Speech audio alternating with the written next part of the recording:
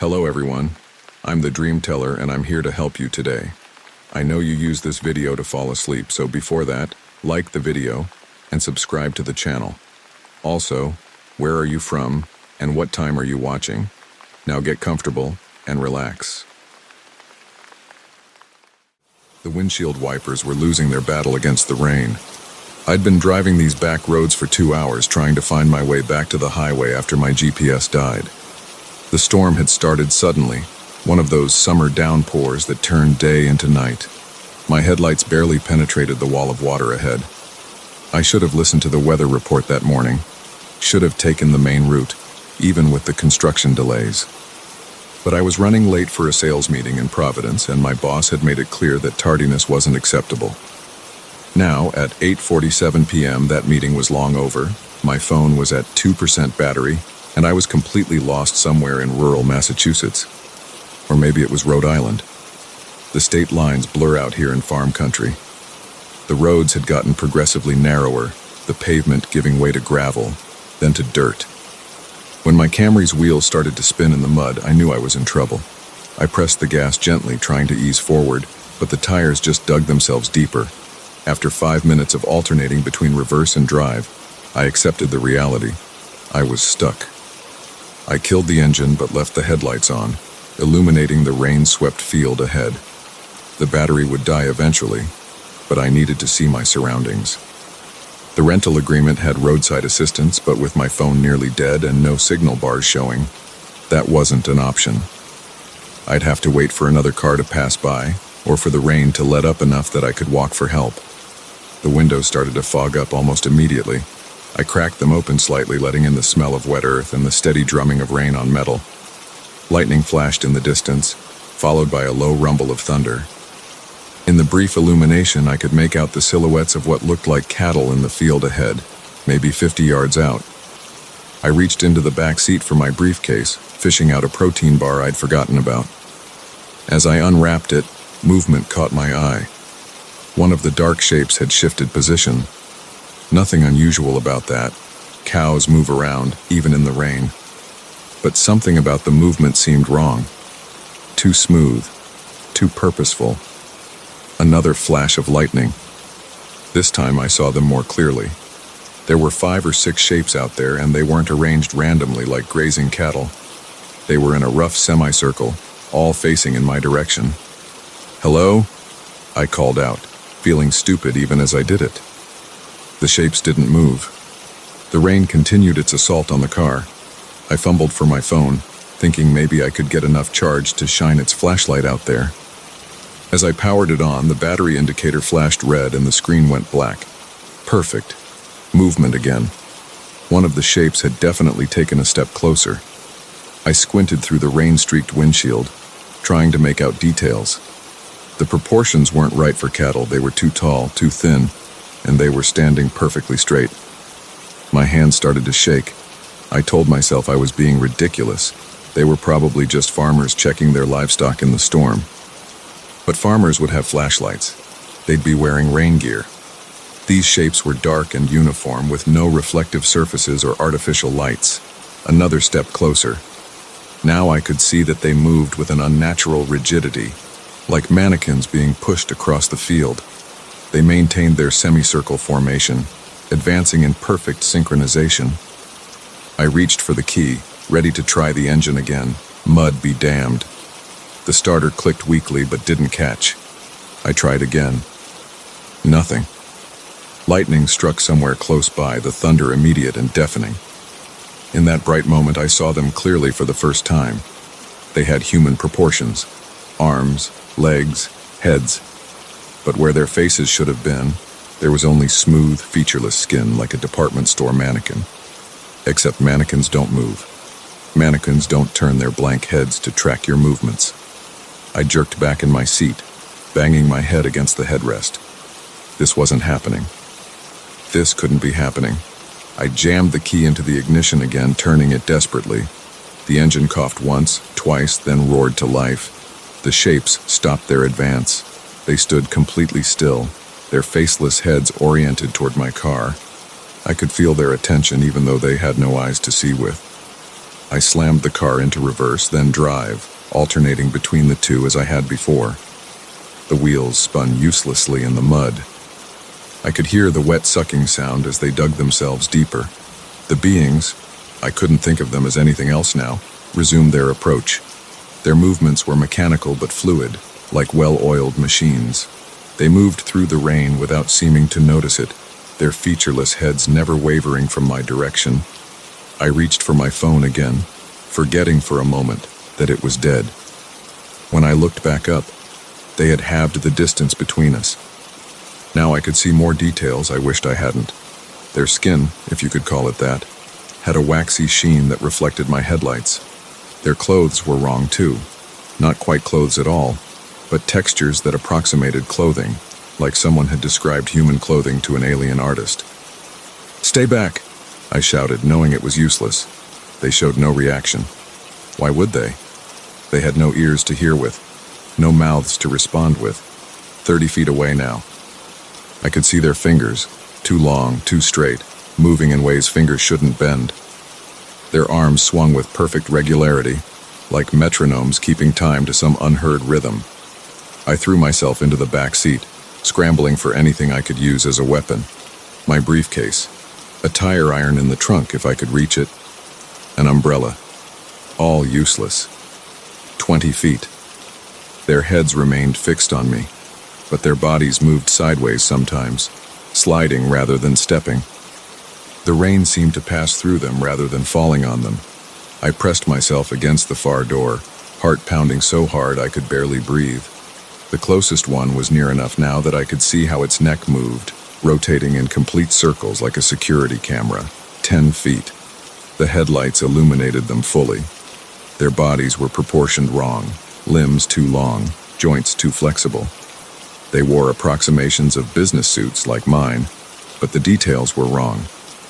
The textures shifted and flowed like oil on water. 5 feet. The lead figure raised its arm, reaching toward my car.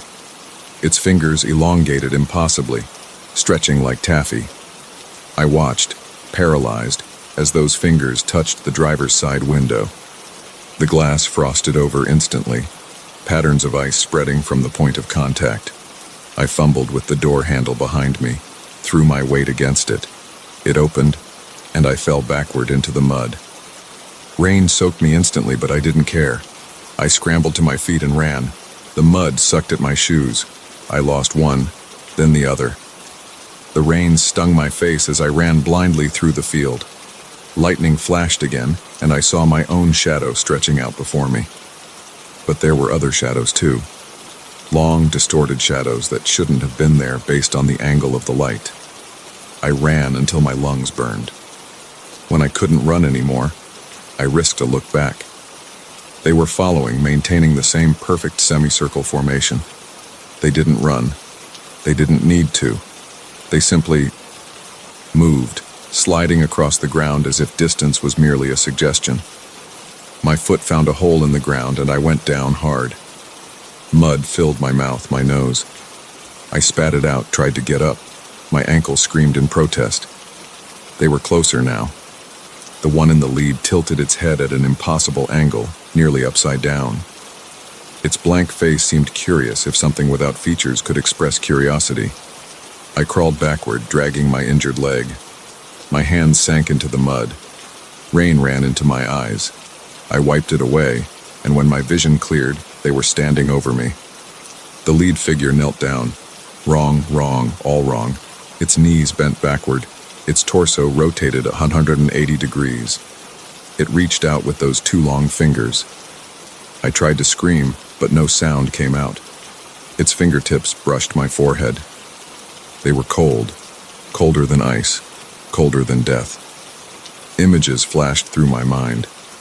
Empty streets and empty cities, buildings that defied geometry, skies filled with shapes that hurt to look at. The last thing I remember was their blank faces leaning over me, and a voice in my head that wasn't a voice at all, explaining that they had been waiting for someone to notice them. They had been practicing, they said, learning to move like us, to dress like us. But faces were hard. Faces were complicated. Would I help them learn? I woke up 3 days later in my car, parked in a rest stop off I-95. My clothes were clean and dry. My shoes were back on my feet. My phone was fully charged. But my reflection doesn't look quite right anymore. Sometimes, when I'm not paying attention, I catch glimpses of my face in mirrors or windows. It looks unfinished. And sometimes, just sometimes, I find myself practicing expressions in the mirror, trying to get them exactly right. They're still out there, in that field, waiting for more people to notice them. Learning, practicing, getting better at pretending. And sometimes, when it rains, I feel an urge to stand very still and turn my face, what's left of it, toward passing cars.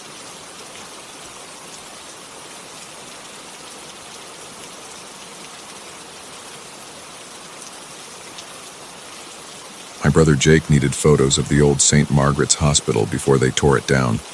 He's a local historian, always documenting buildings before they disappear. I agreed to help since he needed someone to hold the lighting equipment. What I saw there still makes my hands shake when I think about it. The demolition was scheduled for the next morning. We arrived at 4 p.m., just as the autumn sun started to dip. The hospital stood like a huge concrete block against the gray sky, all 8 floors of it abandoned since 1997. Most of the windows were broken. Black holes gaped where the glass used to be. "Try not to step on any needles," Jake said as we approached the chain-link fence. He held up his camera bag. "Lots of junkies used to come here." The front doors were chained shut, but we found a service entrance around back with a broken padlock. Jake had permission from the city to be here, but we still felt like trespassers as we clicked on our flashlights and stepped inside.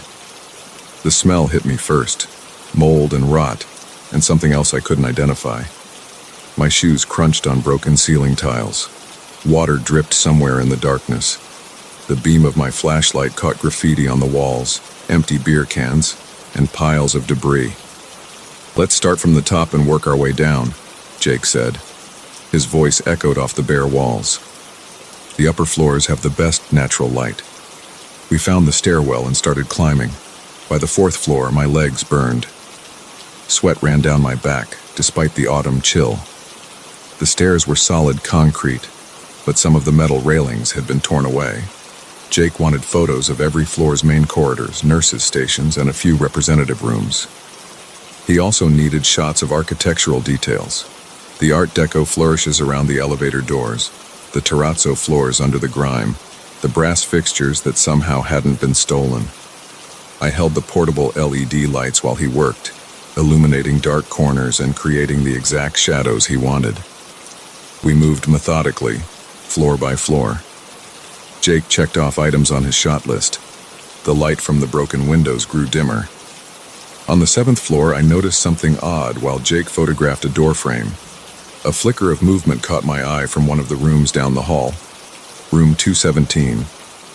Just for a second, I thought I saw a face in the broken window, pale and round, watching us. "Hey," I said. "I think someone's up here." Jake lowered his camera. "What?" "I saw someone in that room down there, through the window." He frowned. "That's impossible. This floor is sealed off. See the debris blocking the other corridors? No one could get up here except through this stairwell." "I know what I saw." Jake sighed and walked down the hall toward room 217, his boots crunching on broken glass. I followed, sweeping my flashlight beam ahead of us. The room was empty. Medical cabinets hung open on the walls, their shelves bare. A rusty bed frame stood in one corner. The window was smashed, jagged pieces of glass still clinging to the frame. "See?" Jake said. "No one here. Probably just a shadow or a reflection." I wasn't convinced, but I didn't argue. We finished the 7th floor and moved on to the 8th. By the time we were done, darkness had fallen completely. Our flashlight beams seemed weak against the vast emptiness of the abandoned halls. At home that night, I couldn't sleep. I kept thinking about that face in the window. Around 2 a.m., I got up and opened Jake's photo files on my laptop. He'd shared them with me to back up. I found the shots from the 7th floor and started clicking through them. Most were architectural details, moldings, doorways, vintage light fixtures. Then I found one that made my blood run cold. It was a wide shot of the hallway outside room 217, and there, in the broken window, was a face, pale, round, watching, exactly what I'd seen in person.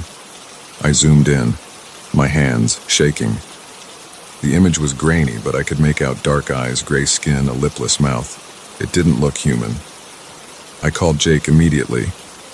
"What the hell?" he answered, groggy. "Check the photos from the 7th floor," I said. "The hallway shot by room 217. Tell me what you see in the window." I heard him moving around, keys clicking. Then silence. "Holy shit," he whispered. "That's what I saw earlier, the face in the window. But that's impossible. We were the only ones up there. And look at the face, it's not human." "I'm going back tomorrow," I said. "Before they demolish it, I have to know what that thing is." "Are you insane? It's probably just a weird shadow or..." I hung up. I knew what I had to do. I arrived at the hospital at 6 a.m. just as dawn was breaking. The demolition crew would be here in a few hours. The service entrance was still unlocked. This time the building felt different, more hostile. The air seemed thicker, harder to breathe. I climbed the stairs quickly, my flashlight beam bouncing off the walls. Every sound echoed. My footsteps, my breathing, the drip of water. When I reached the 7th floor, I paused at the stairwell door, heart pounding. The corridor stretched ahead of me, gray light filtering through the broken windows. Room 217 was halfway down on the right. I walked toward it slowly, listening for any sound besides my own movements. The door was closed. I didn't remember closing it yesterday. My hand shook as I reached for the handle. The door swung open with a screech of rusty hinges. The room was darker than I remembered, the weak morning light barely penetrating. My flashlight beam cut through the gloom. The bed frame was still there, the empty cabinets, the broken window, and something else. It crouched in the corner, a pale shape about the size of a person but wrong in every way. Its limbs were too long, bent at unnatural angles. The head was oversized and round just like in the photo with those black eyes and that lipless mouth. I froze. The creature didn't move. We stared at each other for what felt like hours, but must have been seconds. Then it unfolded itself, limbs straightening with wet cracking sounds. It was tall, so tall its head almost touched the ceiling. The mouth opened, revealing rows of needle-like teeth. I ran. Behind me, something hit the door with tremendous force. I heard wood splintering, metal screeching. Fast, skittering footsteps followed me down the hall. I reached the stairwell and practically fell down the stairs, taking them 3 at a time. My flashlight beam jerked wildly. Above me, the footsteps grew closer, not on the stairs but on the walls, defying gravity. 4th floor, 3rd, 2nd, my lungs burned, my legs trembled, the footsteps grew closer. I hit the ground floor running. Early morning light streamed through the entrance, showing me the way out. Behind me, something screamed. A high, piercing sound that made my ears ring. I burst through the service door into the parking lot. The demolition crew had arrived, their equipment lined up along the fence. Workers in hard hats stared at me as I sprinted past. I didn't stop running until I reached my car. As I fumbled with the keys, I looked back at the hospital. There, in a 7th floor window, I saw the pale face one last time. Then the first wrecking ball hit the building and clouds of dust obscured my view. That was 3 months ago. They've cleared away the rubble now. They're building a shopping center on the site. I drive past it sometimes, always in daylight, always quickly. I still have the photo on my laptop. Jake thinks we should delete it, but I keep it as proof. Sometimes late at night I open it and zoom in on that face in the window. The dark eyes seem to stare back at me through the screen. I wonder what that thing was, and if it died when they demolished the building. But mostly, I wonder if it was really the only one of its kind. Last week they announced plans to tear down the old mental asylum on the other side of town. Jake asked if I'd help him photograph it before the demolition. I said no.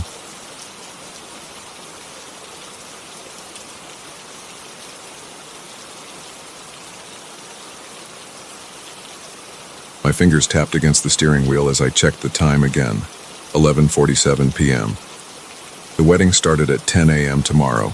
and I still had 3 hours of driving ahead. Mike was going to kill me for cutting it this close. Big brothers tend to get worked up about stuff like their best man showing up on time to their wedding. The road stretched empty ahead of me, a single black line cutting through dense forest. My headlights caught the reflective strips marking the lanes, making them flash white in the darkness. No other cars had passed in either direction for at least 40 minutes. The radio kept cutting in and out between stations, mostly static with occasional bursts of country music or late-night talk shows. I reached for my coffee cup, found it empty, and tossed it onto the passenger seat with the others. The AC was blasting to keep me alert, but my eyes felt heavy. I cranked up the radio's volume when it caught a clear station, some old rock song I half knew the words to. The song faded into static again. I leaned forward, squinting through the windshield. Something dark lay across the road about 100 yards ahead. My foot eased off the gas pedal. As I got closer, the shape became clearer, a person lying face down across the center line. They weren't moving. Shit. I hit the brakes harder, the car's nose dipping as we slowed. My hazard lights clicked on with 2 quick presses of the button. The person still hadn't moved. I pulled over onto the shoulder about 30 feet past them, gravel crunching under the tires. My hands shook as I put the car in park. The engine idled, headlights still illuminating the prone figure in the rearview mirror. "Hey," I called out through my open window. No response. My heart pounded as I opened the door. The cicadas in the forest were deafening. I left the engine running and walked back toward the person, my shoes scraping against the asphalt. "Are you okay?" I called again, louder this time. Still nothing. They wore dark clothes, maybe jeans and a jacket. I couldn't make out much else in the harsh shadows cast by my headlights. Their arms were sprawled out to the sides, face turned away from me. I was about 15 feet away when they moved. It wasn't a gradual movement like someone waking up. 1 second they were completely still, the next they were on their feet. I stumbled backward, nearly falling. The person, I still couldn't tell if it was a man or woman, stood completely rigid facing the forest on the right side of the road. Then they ran. Their sprint was unnatural. Their arms didn't pump, just hung straight at their sides as their legs carried them in a stiff, mechanical gait. They disappeared into the tree line in seconds. I stood frozen, staring at the spot where they'd vanished. My breath came in short gasps. The cicadas seemed even louder now. A branch snapped in the forest.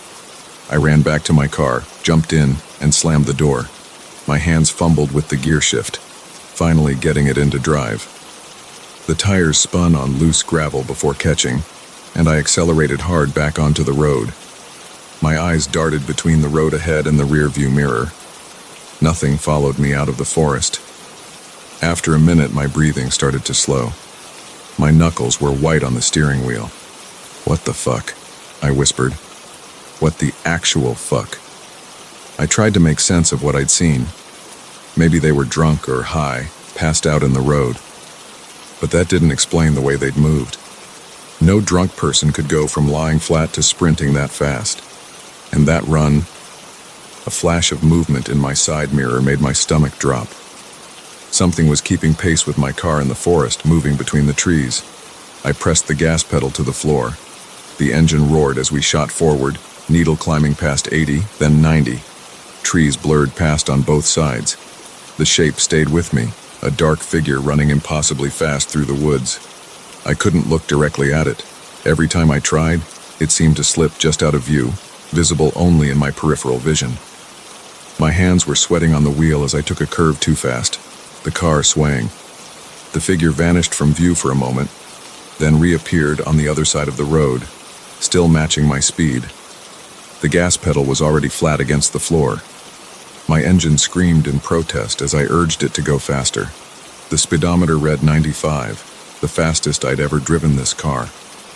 Up ahead, the tree line on the right side of the road ended at what looked like a clearing. As I approached it, the figure burst out of the forest, angling toward the road, toward my car. I yanked the wheel left, swerving into the oncoming lane. In my headlights, I caught a glimpse of a pale face with black holes where the eyes should be. Then it was past me, and I was fighting to get the car back under control. The rear end fishtailed as I overcorrected. I felt the car start to slide sideways and let off the gas, turning into the skid like my father had taught me. For a horrible moment, I thought I was going to flip. Then the tires caught, and I was facing forward again, heart trying to pound its way out of my chest. I checked all my mirrors frantically. Nothing followed me now. The road behind me was empty, and the forest on both sides was still. My foot eased off the gas pedal slightly, letting the car slow to a more manageable speed. I kept checking the mirrors every few seconds, but saw only darkness. After about 5 minutes, I spotted lights up ahead, a gas station. I pulled in, parking under the harsh fluorescent lights of the overhang. My hands trembled as I shut off the engine. The station appeared to be open, a bored-looking teenager visible through the window behind the counter. I watched him scroll on his phone for a minute, trying to decide what to do. I should go inside, I thought. Tell someone what happened. Maybe call the police. But what would I say? That I saw someone lying in the road who then ran into the forest at inhuman speed? That something chased my car while running faster than 90 miles per hour? I grabbed my phone from the cup holder. No signal. Of course. Movement caught my eye. The teenager inside had looked up from his phone and was staring at something behind my car, his eyes wide. I didn't want to look. Every instinct screamed at me not to turn around. But I did. Stood at the edge of the light cast by the gas station, half hidden in shadow. The body was wrong. Too tall, too thin, joints bent at impossible angles. But it was the face that made me cry out. Where I'd seen only black holes before, now I could make out eyes, dozens of them, covering the entire face like a spider's, all fixed on me. My trembling hand found the key in the ignition. The engine roared to life, and I slammed the car into drive. As I accelerated out of the gas station, I glimpsed the teenager diving behind his counter. I drove the rest of the night without stopping. When the sun finally rose, I was still an hour from Mike's place. My nerves shot from checking the mirrors all night. I'd seen no further sign of the thing, but I couldn't shake the feeling of being watched. I made it to the wedding, gave my speech, smiled in photos, drank maybe more than I should have. But I couldn't stop thinking about what I'd seen on that road. That was 3 years ago. I haven't driven at night since then. I tell people it's because I'm getting older, need my sleep, better for my health. But sometimes, when I'm lying in bed at night, I hear something moving outside my window, something with an unnatural gait and too many eyes. I keep my curtains closed now. I don't want to know if it's still following me.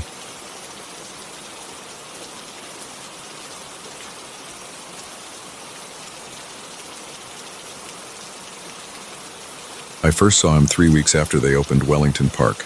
Not the whole park, just the eastern section with the walking paths and benches. The rest was still under construction, with yellow tape and machinery everywhere. I started going there for my evening walk since it was only 2 blocks from my house, better than walking around the neighborhood watching people's TVs through their windows. He sat on the last bench before the construction area, always the same spot, always alone, always watching. I noticed him that first evening because he didn't move, at all. Most people at parks are doing something, reading phones, eating, talking. This guy just sat there, perfectly still, staring straight ahead. I walked past him 3 times that evening, and his position never changed. I wouldn't have thought much about it, except I saw him again the next day. Same bench, same position, same stillness, and the next day, and the day after that. Every single time I went to the park, whether it was 6 p.m. or 8 p.m. or on weekends, he was there. Always wearing the same dark gray coat, even when the temperature hit 85 degrees. Always about 50 yards away, always watching. I started varying my route, taking different paths. He never followed me or approached, just sat and stared. But no matter which path I took, I could feel his eyes on me. After 2 weeks, I began taking photos of him with my phone, trying to be subtle about it. When I got home, I'd zoom in on his face, but the pictures always came out blurry or shadowed. I could never make out his features clearly. I thought about calling the police, but what would I say? There's a man who sits on a park bench every day? They'd laugh at me. I even thought about confronting him directly, but something stopped me every time. Some deep instinctive warning in my gut that said, "Don't get closer." Then last Tuesday, everything changed. I was driving home from work around 6:30 p.m. when I saw him standing on the sidewalk in front of my house. Not sitting this time, standing, looking up at my bedroom window. My hands started shaking so bad I almost hit a parked car. I pulled into my driveway and fumbled with my phone, trying to call 911. But by the time I looked up again, he was gone. I spent an hour checking all my doors and windows, making sure everything was locked. I even dragged a chair in front of my bedroom door, feeling like a scared kid. But I couldn't shake the feeling that something was very, very wrong. I barely slept that night. Every car passing by, every creak of the house settling made me jump. Around 3 a.m. I heard something that sounded like footsteps on my front porch. My bedroom is on the second floor, facing the street. I lay there frozen, listening to the wooden boards creak under slow, deliberate steps. The sound stopped directly below my window. "Don't look," I told myself. "Don't look, don't look, don't look," but I had to look. I got up slowly, my legs shaking. The street light outside cast enough light to see without turning on any lights inside. I moved to the window, staying close to the wall.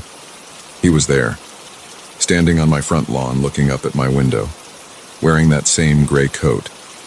My heart was pounding so hard I could barely breathe. But now I could finally see his face clearly in the streetlight. Where his eyes should have been, there were just smooth, blank patches of skin. I stumbled backward, tripping over my own feet and falling hard. When I managed to get up and look again, he was gone. I spent the rest of the night huddled in my bathroom with all the lights on, a kitchen knife in my hand. I called in sick to work the next day and stayed home, jumping at every sound. That evening, I forced myself to go to the park. I had to know if he would be there, if any of this was real. The bench was empty. I walked the entire park 3 times, checking every path, every corner. No sign of him. Part of me felt relieved. Part of me felt worse because now I had no idea where he was. That was 2 days ago. I haven't seen him since, but I know he's still watching. Sometimes I catch movement in my peripheral vision, but when I turn to look, nothing's there. Last night I heard those footsteps on my porch again, but I didn't look out the window. I couldn't. I'm writing this all down because I need someone to know what's happening. The police still won't help. I tried filing a report yesterday, but they said they couldn't do anything without evidence of a crime. They suggested I was just stressed and seeing things. Maybe they're right. Maybe I am losing my mind. But I don't think so. Because this morning when I went to get my mail, I found something on my front porch. A small package wrapped in brown paper. Inside was a photograph of me sleeping in my bed, taken through my bedroom window, and written on the back in cramped, shaky handwriting, "I see you better without eyes." I'm sitting in my living room now, watching the sun go down. The streetlights will come on soon. And I know, he'll be out there watching. But this time, I'm not going to hide. This time I'm going to wait for him. I've got my dad's old baseball bat beside me, and I've set up motion sensor cameras around the house. I need to know what he wants. I need to know why he chose me. The sun just disappeared behind the houses across the street. The shadows are getting longer. In a few minutes it'll be dark enough for the streetlights to turn on. I hear footsteps on my front porch.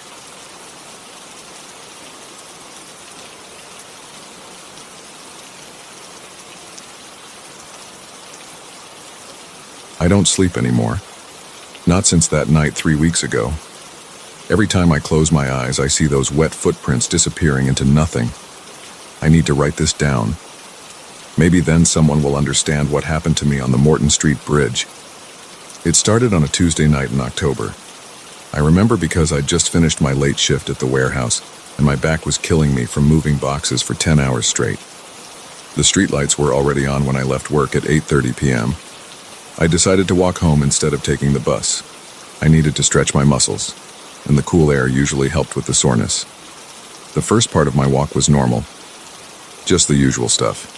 Passing by the clothes shops, nodding at the couple walking their dog, hearing cars driving by. The sound of my work boots hitting the sidewalk echoed off the buildings. My breath made little clouds in the cold air. Everything changed when I reached Morton Street. The bridge was about a quarter-mile ahead, spanning the river that cuts through our town. Most of the streetlights were working, casting orange circles on the concrete, but two bulbs were dead right in the middle of the bridge, leaving a dark spot. I stopped at the corner to check my phone. 8:45 p.m. The bridge was the fastest way home, saving me 20 minutes compared to going around. I'd crossed it hundreds of times before, but something felt wrong tonight. The air got colder and goosebumps spread across my arms. That's when I saw it. A figure in a black hood, walking slowly across the bridge. The streetlights made it look like a shadow moving between the orange pools of light. It walked with a weird rhythm. Step, drag, like it was limping or pulling something. My throat went dry. The figure reached the dark section in the middle of the bridge and disappeared into the blackness. I waited, expecting to see it emerge on the other side under the working streetlights. It didn't. I stood there for maybe 2 minutes, just staring. No one came out of the dark spot. My hands were sweating despite the cold. I could turn around, take the long way home. But that would mean another mile of walking, and my back was already screaming at me. "Don't be stupid," I said out loud. My voice sounded too loud in the quiet street. "It probably just crossed already and you missed it." I started walking toward the bridge. Each step felt heavier than the last. The only sounds were my footsteps and the river flowing underneath. No cars passed by, no other pedestrians, just me and the empty bridge ahead. The first part was normal. Concrete, metal railings, streetlights casting my shadow in front of me. Then I saw them, wet footprints on the ground. They were dark against the concrete, like someone had just walked through water. But they weren't normal footprints. They were too big and the shape was wrong, longer in the front with what looked like claw marks at the tips. My heart started hammering in my chest. I followed the prints with my eyes. They led straight into the dark section of the bridge, and then they just stopped, right at the edge of the darkness, like whatever made them had vanished into thin air. I took out my phone and turned on the flashlight. The beam cut through the darkness, showing empty bridge. No figure. No more footprints. Nothing but wet concrete that shouldn't have been wet. It hadn't rained in days. The hair on the back of my neck stood up. Something was wrong. Every instinct screamed at me to run, but I was already halfway across. Going back would take just as long as going forward. That's when I heard it. A soft splash from the river below, followed by something that sounded like bare feet slapping against metal. It was coming from underneath the bridge. I spun around, pointing my phone's flashlight at the water. The beam didn't reach far enough to see anything, but I could hear it. Slap, slap, slap, getting closer, like something climbing up the bridge supports. My legs started shaking. I turned to run and froze. There, at the end of the bridge where I'd come from, stood another figure. This one was darker, taller. It didn't move. It just stood there, a black shape against the orange streetlight behind it. The slapping sounds got louder. Whatever was climbing the bridge was almost at road level. I could hear wet, heavy breathing. I ran. I sprinted toward the far end of the bridge, away from both figures.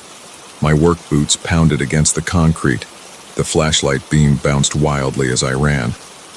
I didn't look back. I couldn't look back. Something scraped against metal behind me, the sound of claws on the bridge railing. A low growl echoed off the water. The slapping footsteps started again, faster now, chasing. I ran harder than I've ever run in my life, past the dark section, past the working streetlights, off the bridge and onto Morton Street. Still running. My lungs burned. Sweat soaked my shirt despite the cold. But I didn't stop. 4 blocks to my apartment. 3. 2. I fumbled with my keys at the front door, dropped them, picked them up with shaking hands. The street behind me was empty, but I could feel something watching. Finally got the door open, slammed it shut, locked it, ran up 3 flights of stairs to my unit, locked that door too, all the windows, pulled the blinds down. I stood in my dark apartment, gasping for air. My heart felt like it would explode. For a long time, I just stood there, listening. Nothing but the sound of my own breathing and the blood pounding in my ears. Finally, I turned on the lights, checked every room. Empty, normal, safe. I took a hot shower, trying to wash away the fear with scalding water, changed into dry clothes, sat on my couch and turned on the TV for noise.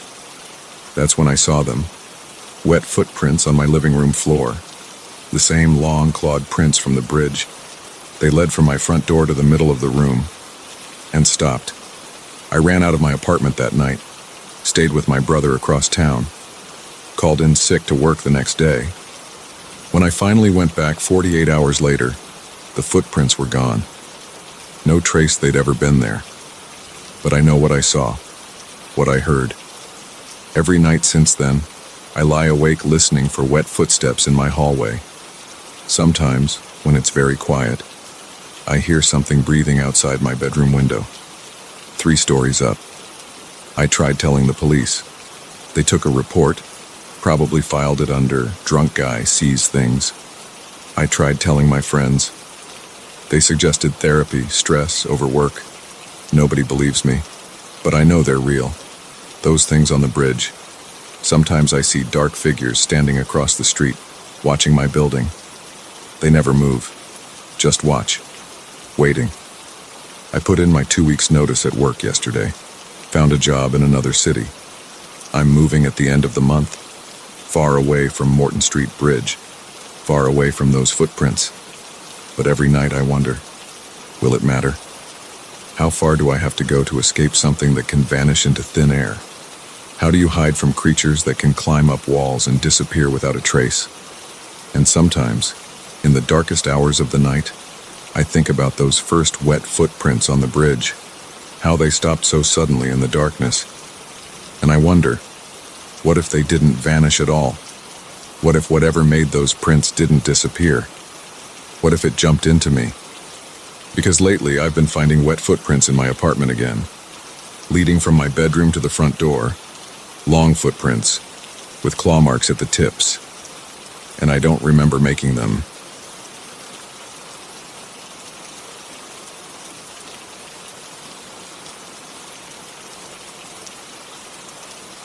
I shouldn't have ignored the first whisper.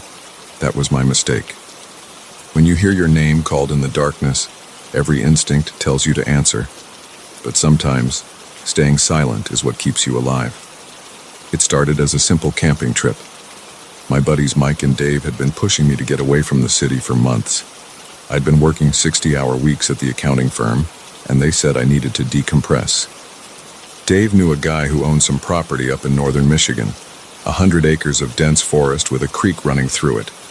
No permit needed, no other campers, just us and the wilderness. We pulled up to Miller's Creek at 4:30 p.m. on a Friday in late September. The temperature had already dropped to the low 50s and the sun was sinking behind the tree line. I parked my Subaru at the end of a dirt road where Tom Miller, the owner, had told us to leave it. "This is it?" Mike asked, stepping out and stretching his back. His breath came out in small clouds. According to the GPS. I grabbed my backpack from the trunk. The canvas straps felt cold against my hands. Dave was already shouldering his gear. Tom said there's a clearing about half a mile in next to the creek. Should be perfect for setting up camp. We followed a narrow trail through the woods. Dead leaves crunched under our boots. The trees pressed in close, mostly oak and maple, their branches nearly bare. Our backpacks caught on low-hanging limbs as we pushed through. The clearing appeared exactly where Tom said it would be, about 50 feet across, with the creek running along one edge. The water moved fast over smooth rocks, making that white noise that drowns out everything else. Perfect for camping, I thought at the time.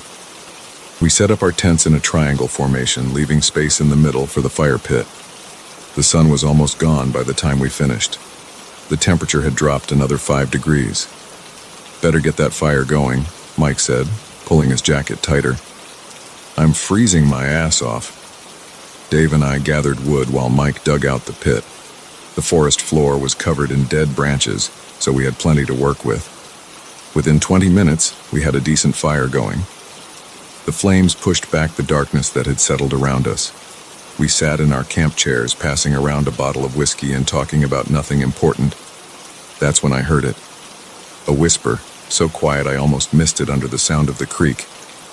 "James." I turned to Mike. "What?" He lowered the whiskey bottle. "Didn't say anything, man." I shrugged it off.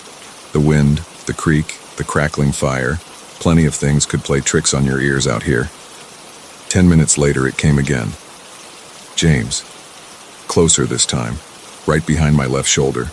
I spun around so fast my chair almost tipped. Nothing there except darkness and trees. "You okay?" Dave asked. "Yeah, just thought I heard something." Dave grinned. "Getting spooked already? We haven't even broken out the ghost stories."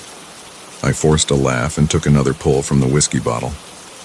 The liquid burned going down, but it didn't help shake the feeling that something was wrong. The whispers came more frequently after that. Sometimes my name, sometimes Mike's or Dave's. Always from just behind us, always too quiet to be sure it was real. I noticed Mike and Dave getting tenser, their eyes darting to the shadows beyond the firelight. None of us wanted to be the first to admit we were hearing things. "Michael." This whisper was clear enough that we all heard it. Mike jumped up, knocking over his chair. "Okay, what the fuck was that?" Dave stood up too, scanning the darkness. "Probably just the wind." "The wind doesn't say my goddamn name, Dave." I stayed in my chair, gripping the armrests so tight my knuckles turned white. The fire popped and sparked, sending embers floating up into the black sky. "David." The voice came from directly behind Dave. He spun around, stumbling backward toward the fire. "Someone's out there," he said. "Has to be." Mike pulled out his phone. "No signal. Of course there's no signal." I grabbed my flashlight and stood up. "We should check the perimeter." "Are you crazy?" Mike asked. "That's exactly how people die in horror movies." "This isn't a movie," I said, but my voice shook. "If someone's messing with us, we need to know." Dave pulled out his flashlight too. "James is right. We can't just sit here." We moved in a tight group, sweeping our lights through the trees. The beams caught nothing but bark and branches. The underbrush was undisturbed, no signs of anyone moving through it. We made a complete circle around the clearing, never more than 10 feet from the firelight. "See?" I said, trying to sound confident. "Nothing out there." We returned to our chairs, but no one relaxed. The whispers had stopped, but the silence felt worse somehow. Even the creek seemed quieter. "Maybe we should pack up," Mike suggested. "Drive back to town, find a motel." I checked my watch, 11:45 p.m. In the dark, we'd never find the trail. "Better than..." Mike stopped mid-sentence, his eyes going wide. The whispers returned, but different now. Multiple voices overlapping, coming from all around us. Our names repeated in a growing chorus, some high-pitched, some deep, some barely audible, and others crystal clear. "James," "Michael," "David." We jumped up, forming a tight circle with our backs together. My flashlight beam jerked wildly across the trees. The voices grew louder, closer until they seemed to be right next to our ears. "Get your stuff," I said through clenched teeth. "We're getting out of here."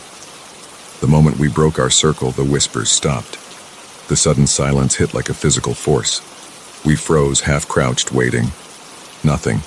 Just the creek and the fire. Minutes passed. Slowly, we sat back down.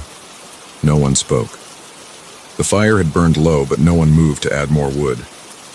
"What time is it?" Dave asked finally. I checked my watch again. 12:15 a.m. "We should sleep in shifts," Mike said. "Someone needs to keep watch." Dave and I nodded. We drew straws using broken twigs. I got first watch. Mike and Dave retreated to their tents. I sat alone by the dying fire, jumping at every snap of a branch or rustle of leaves. The whispers didn't return, but I kept hearing things that might have been voices, might have been anything. My watch ended at 2 a.m. I woke Dave for his shift and crawled into my tent. Despite my exhaustion, sleep took hours to come. The sound of screaming woke me. I bolted upright, my heart hammering. Daylight filtered through the tent walls. The screaming came again. Mike this time, I was sure of it. I unzipped my tent and stumbled out. Mike stood in the middle of the clearing, staring at the ground. Dave was already there, looking down at whatever Mike had found. "Guys?" My voice cracked. They didn't answer. I walked over, my legs shaking. The ground where we had sat around the fire was covered in symbols. Hundreds of them carved into the dirt and ash. They formed a perfect circle around the fire pit. I recognized some of them. Ancient letters, maybe, or runes. But most were unlike anything I'd ever seen. They seemed to shift and change if I looked at them too long, making my eyes hurt. When did... I couldn't finish the question. "They weren't here when I finished my watch at 4 a.m., Dave said. His face was pale. "Mike found them when he woke up." "That's impossible. Someone would have had to..." I stopped again. Someone would have had to walk right past our tents, spend hours carving these symbols, all without making a sound. Mike knelt down and reached toward one of the markings. "Don't touch it," Dave snapped. Mike pulled his hand back. "We need to get out of here now." No one argued. We packed up our gear in record time, leaving the tents for last. The whole time I felt eyes on us from the trees. The morning was dead silent. No birds, no insects, not even the wind moved. As I was taking down my tent, I noticed something that made my stomach lurch. The symbols weren't just around the fire pit. They spread out from it like ripples, getting smaller and fainter toward the edges of the clearing. Some of them disappeared into the underbrush. A twig snapped in the forest. We all heard it. "Leave the tents," I said. We grabbed our backpacks and ran. The trail seemed different in daylight, narrower, with more turns than I remembered. Branches whipped at our faces. Behind us, something moved through the trees, keeping pace. The whispers started again, but we didn't stop running. "James, come back!" "Michael, I stay..." "David, don't go!" I saw the car through the trees and nearly cried with relief. We sprinted the last 100 yards, threw our gear in the trunk, and piled in. I turned the key with shaking hands. The engine roared to life. As we sped away, I glanced in the rearview mirror. For a split second, I thought I saw something step out of the trees onto the dirt road, a tall, dark shape that wasn't quite human. But we turned a corner and it disappeared. We drove straight through to Detroit without stopping. No one spoke for the first 2 hours. When we finally started talking about what happened, we couldn't agree on the details. Mike swears he saw faces in the trees during his watch. Dave says the whispers spoke in languages he'd never heard before. I remember the symbols differently than they do. Larger, more complex, forming patterns that almost made sense. I tried calling Tom Miller when I got home, but the number was disconnected. When I looked up the property records for Miller's Creek, I found nothing. According to the county, that 100 acres of land doesn't exist. The whispers haven't stopped. They come at night now, always when I'm alone. Sometimes I see the symbols too, scratched into the walls of my apartment, but they're gone when I look again. Mike and Dave won't talk about that night anymore. We've drifted apart, making excuses to avoid each other. I think we're all afraid that if we get together, the whispers will come back stronger, that whatever found us in those woods will find us again. I've started researching those symbols, trying to understand what we saw. I've found references in old books, descriptions of similar markings found at sites where people disappeared. The more I learn, the more I wish I could forget that night entirely. But the whispers won't let me forget. They're getting louder, closer. Sometimes, late at night, I hear footsteps outside my door, heavy steps that make the floor creak, and under them, that familiar sound. "James, come back to us. James." I've started sleeping with the lights on, but it doesn't help. Because now I know, whatever was in those woods, whatever carved those symbols while we slept, it followed us home. And sooner or later, it's going to want more than just whispers.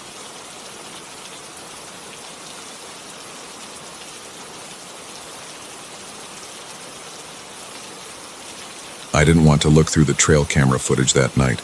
My hands were cramping from field dressing the 8-point buck I'd taken down at dusk, and my back ached from dragging it half a mile to my truck.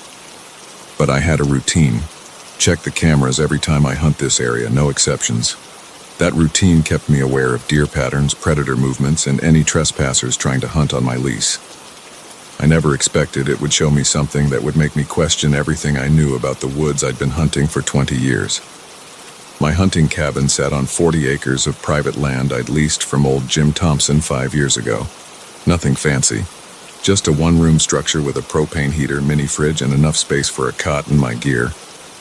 The real value was in the land itself. Dense hardwood forests surrounding a natural clearing where deer loved to graze in the early morning and late evening hours. I pulled the SD card from my main trail camera, the one overlooking that clearing, and plugged it into my laptop. The familiar blue glow lit up my face as I clicked through the folders. My fingers left smears of blood on the trackpad. I still needed to properly clean up from the field dressing. The first few days of footage showed the usual. Deer moving through at dawn and dusk, a couple of raccoons, one coyote that I'd need to keep an eye on. Standard stuff. Then I got to the footage from 3 nights ago. 2:14 a.m. Something stood in the center of the clearing. The infrared lighting from the camera gave everything that ghostly black and white quality. But this was different. Where animals and humans show up as solid white shapes in infrared, this figure was barely visible. I could see straight through it to the trees behind. It was roughly human-shaped, tall and thin, standing completely still. My finger hesitated over the trackpad. The rational part of my brain said it must be fog or a camera malfunction. But in 20 years of running trail cams, I'd never seen fog look like that. I clicked to the next image, time-stamped 2:15 a.m. The figure had moved 15 feet to the left, still facing away from the camera. No blur of movement between positions like you'd see with a person or animal walking. It was as if it had simply shifted location between frames. 2:16 a.m. Now it was at the edge of the clearing near the tree line. Same translucent quality, same unnaturally still pose. My mouth felt dry. The cabin suddenly seemed too quiet, too dark beyond the laptop's screen. 2:17 a.m. The figure had moved to the center again, but now it was twisted at an impossible angle, like someone had grabbed a human shape and wrung it like a wet towel. I could make out what might have been arms, hanging too long and bent wrong. My hand shook as I clicked to the next image. 2:18 a.m. The figure stood directly in front of the camera. Where a face should have been, there was just a dark void in the translucent form. But I knew with absolute certainty that it was looking straight at me through the lens. That was the last image. I slammed the laptop shut, my heart pounding against my ribs. Sweat had soaked through my shirt despite the cool night air. Outside the cabin's single window, the woods were pitch black. I tried to fall back on logic. 20 years of hunting had taught me that most strange things in the woods have rational explanations.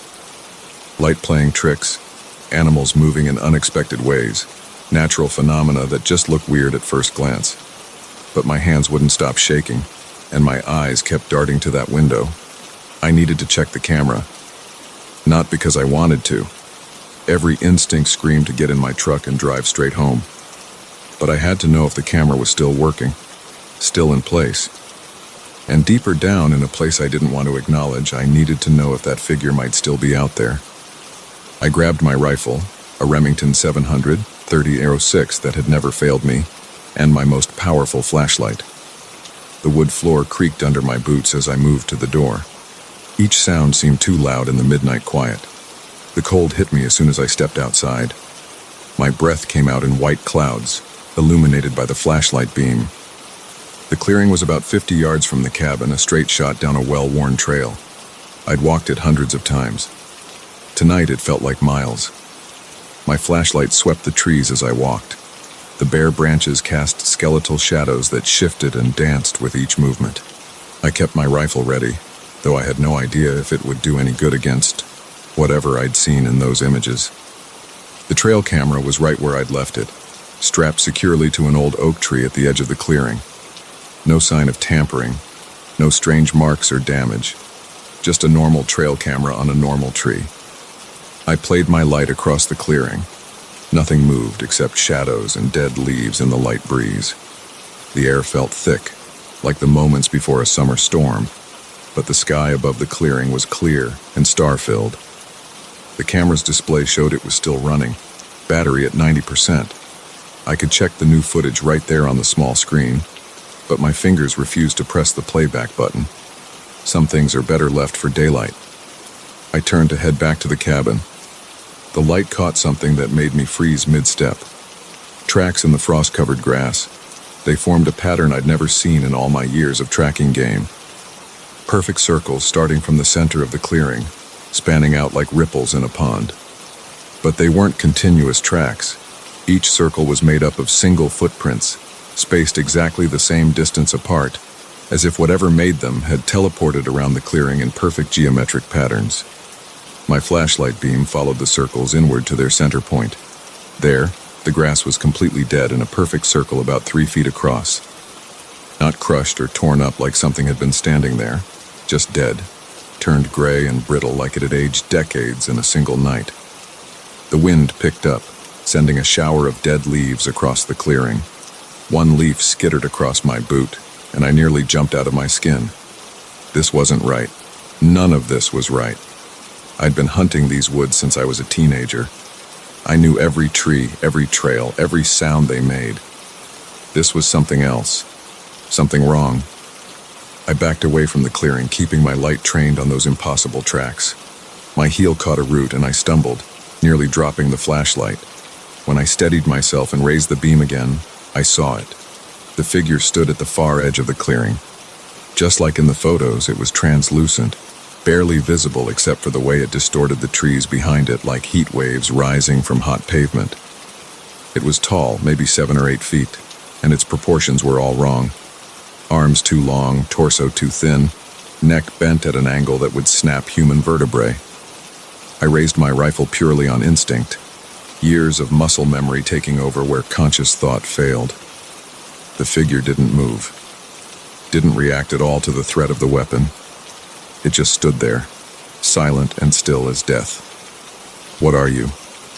My voice came out as a hoarse whisper. The words seemed to hang in the cold air between us. The figure's head turned toward me with a motion too smooth, too fluid to be natural. Where its face should have been, there was only that black void I'd seen in the photo. But now I could see something moving in that darkness, something shifting and flowing like oil on water. My finger tightened on the trigger. Every hunting instinct, every survival instinct screamed at me to shoot. But would bullets even affect something I could see through? The figure took a step forward. No sound of footsteps, no disturbance in the frost-covered grass. It just glided, that void face fixed on me with an attention I could feel like ice water running down my spine. I fired. The rifle's report was deafening in the quiet night. The figure didn't react, didn't flinch or stumble. The bullet must have passed right through it and into the trees beyond. I worked the bolt and fired again, and again, and again. Each shot echoed through the woods, surely audible for miles. The figure kept coming, moving with that terrible liquid grace, covering the distance between us with steps that seemed to bend space itself. When my rifle clicked empty, I ran, dropped the flashlight and ran flat out through the dark woods toward my cabin. Branches whipped my face, roots and rocks tried to trip me. But I knew these woods, knew this path, could run it in my sleep. Right now, that lifetime of experience was the only thing keeping me upright as I fled. I didn't look back, couldn't look back, but I felt it behind me, felt that empty gaze on the back of my neck like a physical touch. The air grew colder with each step, until every breath burned in my lungs like inhaling frozen glass. The cabin's porch light was a beacon in the darkness. I hit the door at full sprint, nearly tearing it off its hinges, slammed it behind me and threw the deadbolt. For what good it would do against something that could walk through trees. I grabbed my phone from the table, hands shaking so bad I could barely hit the power button. No signal. Of course there was no signal. There never was out here. That's why I kept a satellite phone for emergencies. The satellite phone was in my truck. My truck was parked 30 yards from the cabin. Something scraped against the cabin's outer wall. A slow, deliberate sound like something running fingers along the wood. It moved around the building's perimeter, testing, searching. The temperature in the cabin plummeted. My breath fogged in front of my face. The window. I had to see. Had to know. I edged toward it, my body fighting every step. Pressed my face to the cold glass. It stood there. Right there. Not 3 feet from the window. That faceless void turned toward me with that same impossible smoothness. In the black emptiness where eyes should have been, shapes moved and shifted. Faces formed and dissolved. Deer, coyotes, rabbits, all the creatures I'd hunted over the years. Their expressions were wrong, twisted, suffering. The glass began to frost over, ice crystals spreading from the edges inward. The figure raised one too long arm, pointing at me with fingers that bent backward at the joints. Its form flickered like bad reception on an old TV, and suddenly it was inside the cabin with me. The cold hit like a physical blow, driving me to my knees. My chest seized up. I couldn't breathe, couldn't move, could only watch as it loomed over me. That void face inches from mine. The faces in the darkness writhed faster now, animals and humans, all wearing expressions of absolute agony. It reached for me with those wrong hands. The cold intensified until my thoughts started to freeze. As consciousness faded, I understood with perfect clarity what I was seeing. All those faces, all that suffering. I wasn't the first hunter it had found. I woke up in my truck 2 days later, parked in my driveway at home. The doctor said severe hypothermia coupled with carbon monoxide poisoning from a faulty heater in the cabin.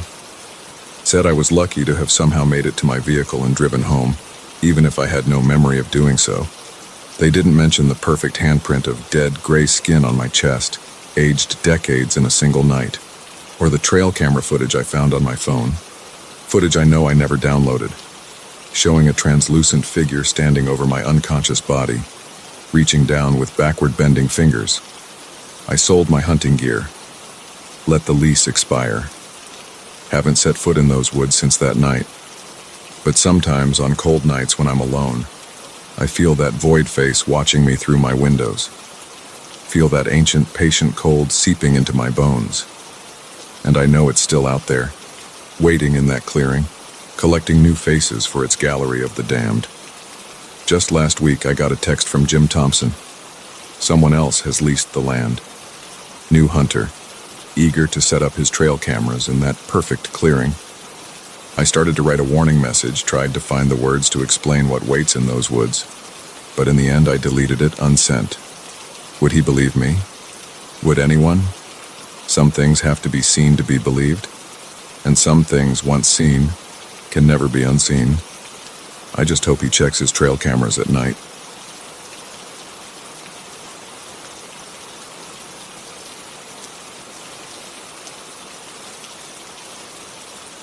The brakes squealed when I slammed them. There was someone standing at the edge of Thompson Point Cliff, just standing there motionless, looking down at the waves crashing 200 feet below. I hadn't seen another car for miles on this stretch of coastal highway, and the sun was already setting. My hands gripped the steering wheel tighter. The person didn't move. They wore dark clothes that rippled in the wind. Something felt wrong about how still they were, like a statue someone had placed right at the cliff's edge. I should stop. I should help. But my stomach clenched and my throat went dry. I pressed the gas and drove past. In my rearview mirror, the figure grew smaller until it disappeared around the bend. My breathing started to return to normal. Then I saw it in my side mirror, a dark shape, blurred and indistinct, floating alongside my car. I jerked my head to look out the window. Nothing was there. But when I looked back at the mirror, I saw it again. A black mass like smoke shaped into a human form, matching my speed exactly at 65 miles per hour. My hands started to shake. I pressed harder on the gas, pushing my old Honda Civic up to 75. The shape stayed with me, neither falling behind nor gaining ground. The sun sank lower. painting the sky blood red. I hadn't passed another car in over 30 minutes on this winding coastal road. I grabbed my phone from the cup holder, trying to keep my eyes on the road while I fumbled to unlock it. No signal. Of course there wasn't. This stretch of Highway 1 was notorious for dead zones. The temperature in the car plummeted. My breath came out in visible puffs even though it was a mild September evening. The shape in my mirror grew darker, more defined. I could make out what looked like arms now, reaching toward my car. I slammed on the gas again, the engine whining as I pushed it past 85. The road curved sharply ahead. I took it too fast, the tires squealing. For a moment, the car felt like it might go over the edge. My stomach lurched as I wrestled with the steering wheel. When I regained control, I checked the mirror again. The shape was gone. I let out a shaky breath and eased off the gas slightly. Maybe I had imagined it. Maybe the stress of seeing that person on the cliff had gotten to me. Maybe a hand pressed against my window. I yelled and jerked the wheel. The car swerved onto the shoulder, gravel spraying. The hand was black as ink, its fingers unnaturally long. It left no prints on the glass, but I felt the cold radiating from it through the window. More hands appeared, pressing against every window. The temperature dropped so low my teeth started chattering. The engine sputtered and died. I turned the key frantically, but it wouldn't catch.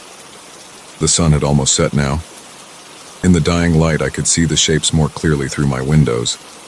They weren't quite solid, more like dense smoke that had been molded into human forms.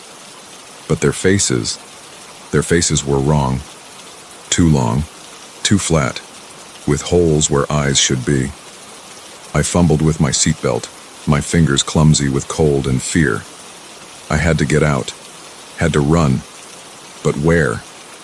The cliff dropped away on one side, and thick forest rose up on the other. The nearest town was at least 15 miles away. The shapes pressed closer. Their hands left trails of frost on my windows. The metal of the car groaned as if under enormous pressure. The windows started to crack.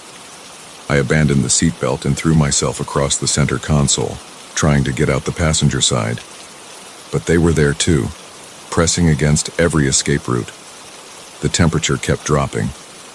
Ice crystals formed on the inside of the windows. My lungs burned with each breath of frigid air. Then I heard it, a sound like wind through dead leaves, but forming words. You drove past. The voice came from all around me, but also seemed to echo inside my skull. My teeth chattered so hard I thought they might break.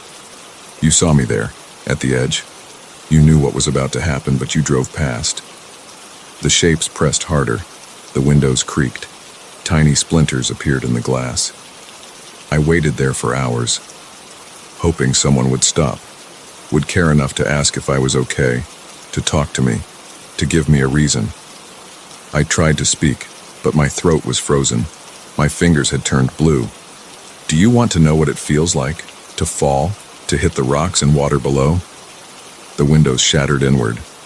I screamed as glass rained down on me.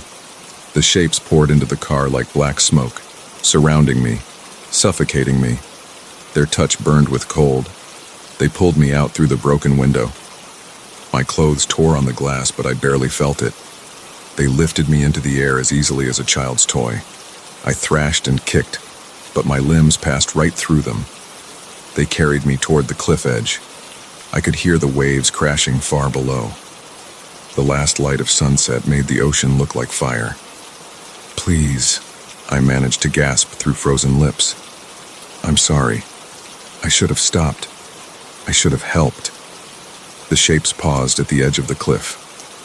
The one holding me turned its face toward mine. This close, I could see that the holes where its eyes should be went all the way through its head. Beyond them was only darkness. Yes, it whispered. You should have. They let go. I fell. The wind rushed past me. The waves and rocks rushed up to meet me. I screamed until my lungs emptied. Then everything stopped. I was back in my car. The engine was running. The windows were intact. The temperature was normal. My phone showed 1 bar of signal. According to the clock, only 2 minutes had passed since I first saw the figure on the cliff. Up ahead, I saw someone standing at the edge of Thompson Point Cliff, just standing there, motionless, looking down at the waves crashing 200 feet below. I hit the brakes and pulled over. This time, I got out of my car. This time, I walked toward the figure, even though every step felt like moving through molasses. This time, I called out, "Hey, are you okay?" The person turned. It was a young woman, maybe in her early 20s. Her eyes were red from crying. She took a step back from the edge. I don't know," she said. I stayed where I was, not wanting to startle her. "Do you want to talk about it?" She looked back at the ocean, then at me. Tears ran down her face. Yeah, I think I do." We talked for 2 hours, sitting in my car with the heater running. Her name was Sarah. She'd lost her job, her apartment, and her girlfriend all in the same week. She felt like she had nothing left. I told her about the mental health crisis hotline where I volunteered on weekends, about the support groups I knew of in the nearest town, about my own dark times years ago and how I'd made it through. When she was ready, I drove her to the hospital in Santa Cruz. She asked me to stay until her sister arrived. I did. As I drove home that night, I kept checking my mirrors. But I saw nothing unusual, just my own reflection and the normal play of shadows and light. The next day, I drove back to Thompson Point. I pulled over at the spot where I'd seen Sarah. Standing at the cliff's edge, at a safe distance, I looked down at the rocks and waves below. A cold wind blew in from the ocean. For a moment, I thought I saw something dark moving in my peripheral vision. But when I turned to look, there was nothing there. I drove home taking the inland route. I never took the coastal highway again, but every few months I get a text from Sarah. Updates on her life, pictures of her new apartment, her new job, her new friends. Each one reminds me of what almost didn't happen, of what could have been lost. And sometimes on cold nights when I can't sleep, I think about those shapes in my mirrors, about those long, dark fingers pressing against my windows, about that voice telling me what I already knew. We all have choices. We can drive past, or we can stop, we can look away, or we can help. Sometimes those choices have consequences we never see. And sometimes they have consequences that come looking for us. I made the wrong choice first, but I got a second chance. Not everyone does. So now, whenever I see someone who might need help, even if I'm running late, even if I'm tired, even if every instinct tells me to keep going, I stop. Because I never want to look in my mirror and see those shapes again. I never want to hear that voice asking me why I drove past. I never want to feel that cold.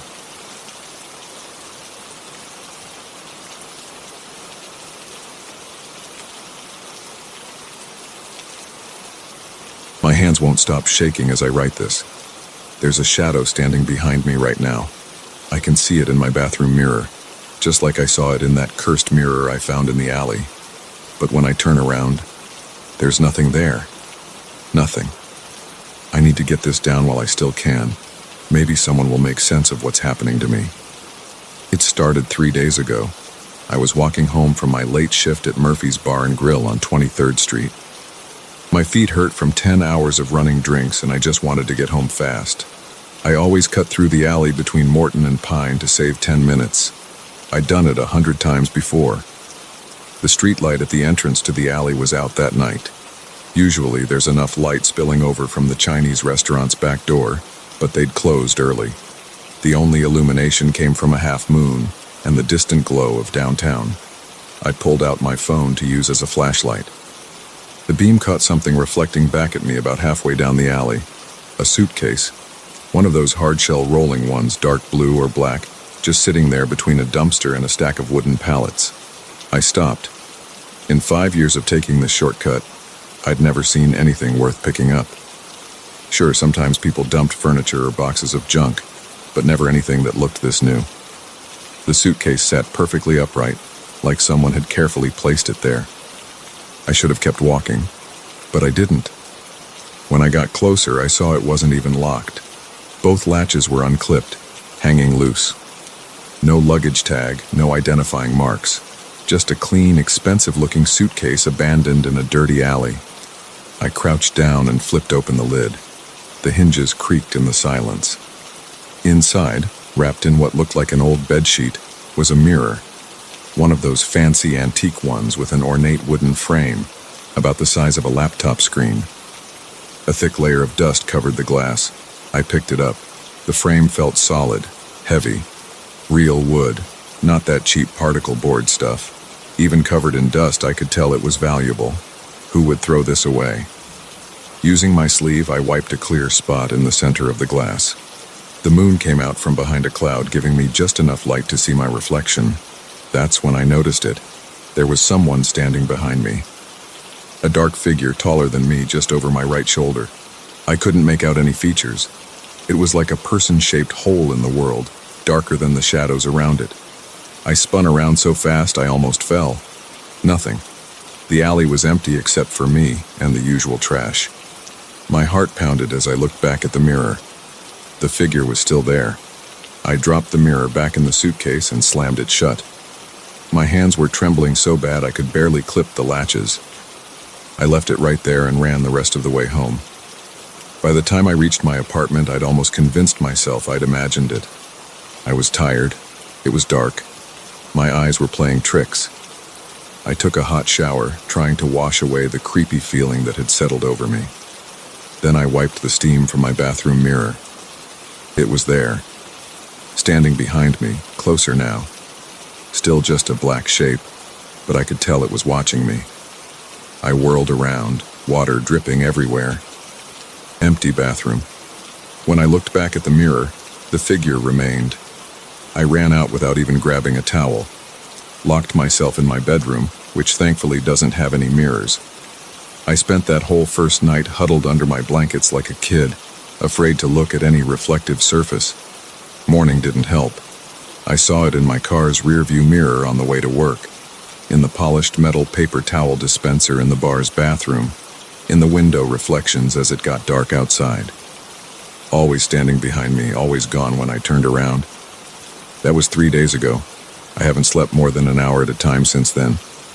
I've covered every mirror in my apartment with sheets, but I still catch glimpses of it in my phone screen, in the TV when it's turned off, even in my spoon at breakfast. The figure gets closer each time I see it. At first, it stayed a few feet behind me. Now it's right at my shoulder. Sometimes I think I can feel cold breath on my neck, but when I reach back, there's nothing there.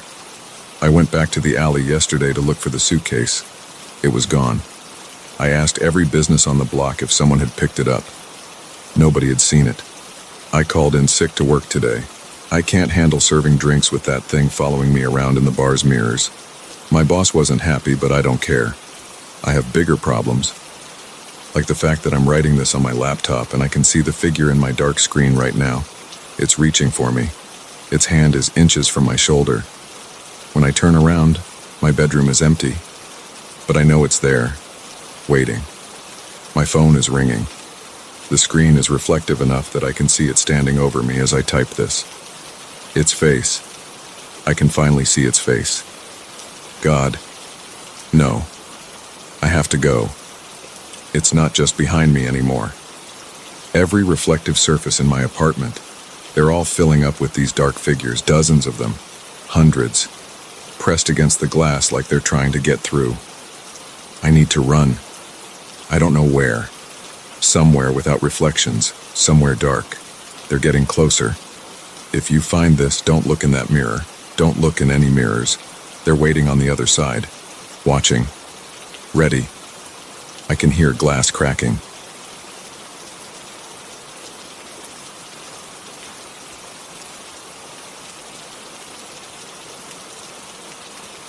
The scream hit my ears at 2:17 a.m. I know the exact time because I just checked my watch, fighting to stay alert during another mind-numbing night shift at Cedar Lake Reservoir. It wasn't a human scream, more like metal grinding against metal echoing across the water. The sound came from Pump Station 4, a gray concrete box squatting at the water's edge about half a mile down the shoreline. I wasn't supposed to investigate strange noises. The manual specifically said to call it in and wait for backup, But after 6 months of walking the same routes, checking the same gauges and staring at the same dark water, I was dying for something, anything, to break the monotony. So I grabbed my flashlight and started walking. The gravel crunched under my boots as I followed the access road that hugged the shoreline. My breath came out in white puffs in the October air. The moon was almost full, casting everything in a pale light that made the shadows deeper. To my right, the reservoir stretched out like black glass. To my left, pine trees crowded close to the road, their branches reaching over my head. The screech came again, closer this time. I swept my flashlight beam across the water, but saw only small waves lapping at the rocky shore. A raccoon, maybe, or some piece of equipment that needed maintenance. That's what I told myself, even as the hairs on the back of my neck stood up. Pump Station 4 was the newest of our facilities, built just last year to handle increased water demand from the growing suburbs. Unlike the other pump houses, this one was fully automated. No overnight staff, just computers and machinery humming away behind locked doors. As I approached, I noticed something odd. The security light above the door was off. I pulled out my keys and reached for the padlock, but my hand froze halfway there. Voices were coming from inside the station. Not machinery noise this time. Actual human voices, though too muffled to make out the words. I pressed my ear against the cold metal door. "Have to move quickly," a man's voice said. "Running out of time," replied another. I jerked back from the door, heart pounding. This was exactly the kind of situation I was supposed to report. Unauthorized personnel in a secure facility. I reached for my radio, but only static came through when I tried to call dispatch. The voices inside had gone quiet. My flashlight beam caught movement in one of the high windows, just a fleeting shadow. Then another metallic shriek split the night, this time from behind me. I spun around, playing the light across the empty road and dark trees. Nothing moved except the branches swaying in the wind. That's when I heard the footsteps, wet, slapping sounds on concrete, like someone walking in soaked shoes. They seemed to circle the building, always just around the corner from where I was looking. The beam of my flashlight trembled as I tried to track the sound. "Hello?" I called out. "This is security. The facility is closed. If anyone's here, identify yourself now." The footsteps stopped. For several long seconds, the only sound was my own breathing and the gentle lap of waves. Then a voice called from the darkness beyond my flashlight beam. "Mike, that you?" I knew that voice. It belonged to Dave Roberts, one of the maintenance guys I often chatted with during shift changes. But what was he doing out here at this hour? "Dave?" I called back. "Everything okay?" "Over here," he replied from somewhere near the water's edge. "You need to see this." I hesitated. Something felt wrong. Dave's voice was slightly off, too flat, missing its usual good-natured tone. And why hadn't he radioed first to let me know he was coming out? "Dave, what's going on? Why are you out here?" "Just come look," the voice insisted. "It's important." The wet footsteps started again, moving away from me toward the reservoir. Against my better judgment, I followed the sound, sweeping my flashlight back and forth across the rocky shore. The beam caught something moving at the water's edge about 30 feet ahead, a dark figure standing unnaturally still. "Dave?" My voice cracked slightly. The figure didn't respond. As I drew closer, details began to emerge in the flashlight beam. The shape was roughly human-sized, but something was wrong with its proportions. The arms hung too low, nearly touching the ground. The head sat at an odd angle on shoulders that seemed too wide and angular. I stopped, every instinct screaming at me to run. The thing that wasn't Dave slowly turned to face me. In the harsh flashlight beam, I saw that its skin had a slick, rubbery texture, like a wet seal. Where a face should have been, there was only a smooth, featureless expanse of flesh with a single vertical slit running down its center. "Mike," it said in Dave's voice, the slit pulsing with each syllable. "Come closer." I backpedaled, nearly falling as my feet hit uneven ground. The creature took a step toward me, moving with a jerky, unnatural gait. Water streamed from its body, pattering on the rocks. "Stay back," I shouted, though I knew it was pointless. This thing, whatever it was, wasn't going to listen to commands. It lunged forward with shocking speed. I turned to run, but my foot slipped on the wet rocks.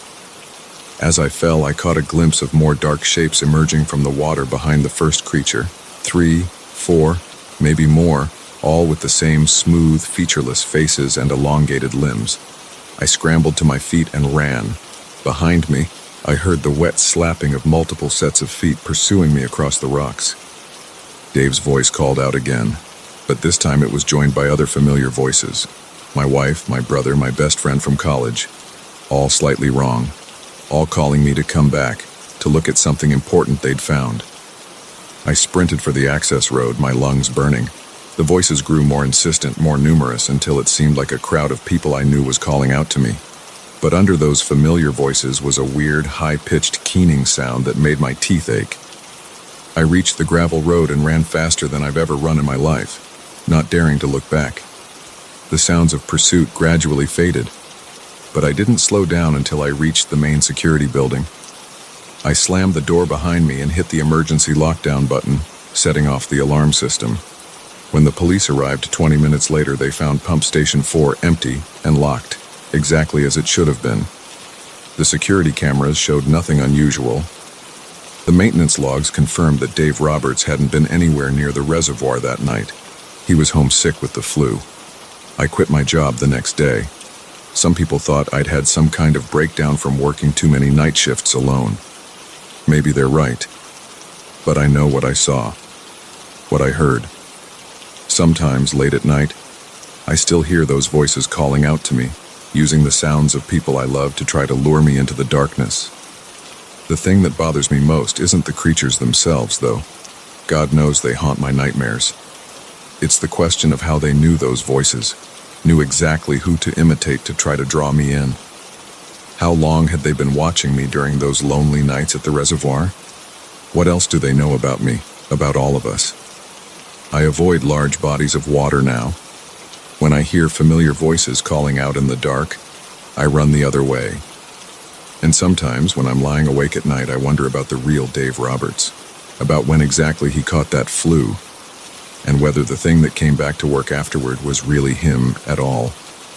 The police investigation turned up nothing, of course. The official report blamed equipment malfunction for the screech I heard, and suggested that stress and isolation had caused me to imagine the rest. They've installed better lighting around Pump Station 4 and increased the frequency of patrols, but they haven't had any trouble finding new night shift security guards to replace me. I wonder how many of those guards are still human. I've tried to move on with my life, find a new job, pretend that night never happened. But sometimes I catch glimpses of oddly proportioned figures standing perfectly still in crowds, or hear familiar voices calling out to me when I know those people are nowhere nearby. And every time I pass a lake or river or even a large pond, I can't help but wonder what might be watching me from just beneath the surface, waiting for another chance to lure me close enough to grab. Last week, I ran into Dave Roberts at the grocery store. He smiled and waved, asked how I'd been. His voice sounded normal. His movements were natural. Everything about him seemed exactly right. But as I walked away, I heard the wet slap of footsteps following me down the aisle. When I turned around, Dave was gone. But there was a trail of water droplets leading toward the store's back exit. I don't sleep much these days. When I do, I dream of smooth, featureless faces and arms that hang too low, of voices that sound almost right, but not quite. Sometimes I wake up to find puddles of water on my bedroom floor, though all the windows are closed and the pipes are sound. And sometimes, in the darkest hours of the night, I hear something moving through my house with wet, slapping footsteps. They're patient, these things, they can wait. They know that eventually, curiosity or loneliness or simple exhaustion will make me let my guard down. And when that happens, they'll be ready. They still call out to me sometimes, using the voices of people I love. One of these days I might answer, but for now, I keep my doors locked and my windows sealed.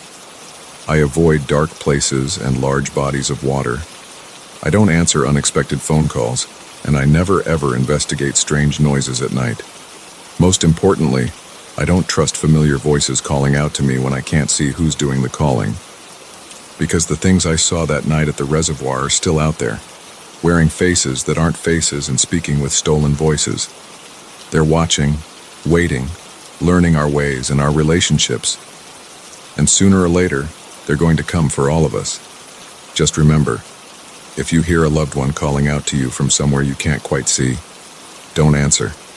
Don't investigate. Run. Run as fast and as far as you can. Because by the time you realize it's not really your loved one calling, it will be too late. And if you happen to be driving past Cedar Lake Reservoir late at night and see the lights on at Pump Station 4, don't stop. Don't look too closely at the figures you might glimpse moving in the shadows. Above all, don't answer if someone calls your name. Just keep driving and pray that whatever's wearing your loved one's voices doesn't decide to follow you home.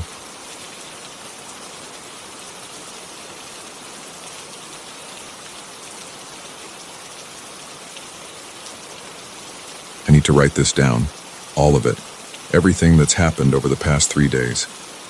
My hands are shaking as I type this on my phone, but I have to record what's going on while I still can, while I'm still here. It started on Monday night. I was getting ready for bed, going through my usual routine, checking the doors were locked, turning off the lights downstairs, that kind of thing. I live alone in a small 2-story house on Cedar Street, in one of those cookie-cutter developments they built in the early 2000s. Nothing special about it. Just another suburban house on a quiet street. I went upstairs around 11 p.m. and was about to close my bedroom curtains when I saw it. There was someone standing in the middle of the street, directly under the streetlight in front of my house. Just standing there, completely still. At first I thought it was a neighbor, maybe someone walking their dog or coming home late. But something felt wrong.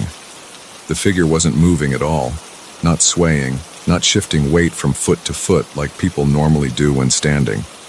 Just perfectly still, like a photograph. I couldn't make out many details from the second floor. The streetlight created a harsh circle of yellow light, and the figure was just a dark shape within it. Tall and thin, wearing what looked like dark clothes. The proportions seemed slightly off somehow, but I couldn't put my finger on why. My digital alarm clock sits on the nightstand next to my window. I glanced at it to check the time, 11:17 p.m., and when I looked back at the street, the figure was gone. Just gone. I hadn't heard any footsteps or cars. There hadn't been time for someone to walk away. They had simply vanished. I stood at the window for almost an hour, scanning the street, but saw nothing unusual. Eventually, I convinced myself it must have been my imagination or a trick of the light. I took a sleeping pill and went to bed. Tuesday started normally enough. I went to work at the insurance office like usual, spent the day processing claims, and tried not to think about what I'd seen the night before. But as the afternoon wore on, I found myself getting increasingly anxious about going home. By the time I left work at 6, my stomach was in knots. I almost convinced myself to stay at a hotel, but that felt ridiculous. I was a grown man, afraid to go home because I'd seen someone standing in the street. So I drove home, ate a microwave dinner, and tried to distract myself with TV. At 11:15 p.m., I went upstairs. My hands were sweating as I approached the window. I told myself I was being stupid, that there would be nothing there. I was wrong. The figure was back, standing in exactly the same spot. Only this time it was closer to my house. It stood at the edge of my front yard where the sidewalk meets my lawn. Still completely motionless. Still wrong-looking in a way I couldn't define. My throat went dry. I fumbled for my phone to take a picture, but my hands were shaking so badly I dropped it. When I bent to pick it up and looked back out the window, the figure was gone. The time on my clock read 11:17 p.m. Exactly the same time as the night before. I didn't sleep at all that night.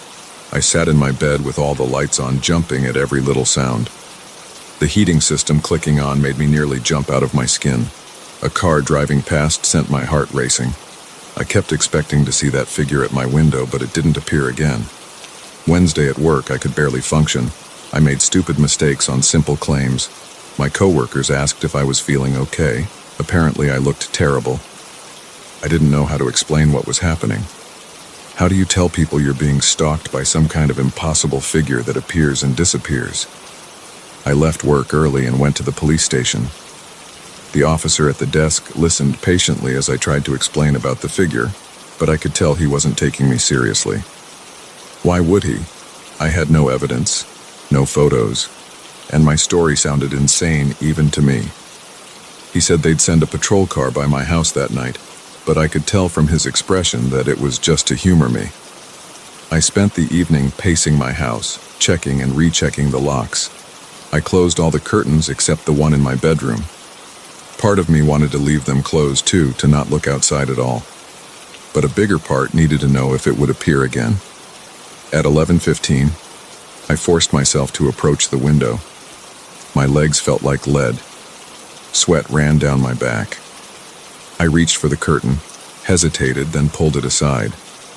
The figure stood directly below my window, its head tilted back to look up at me.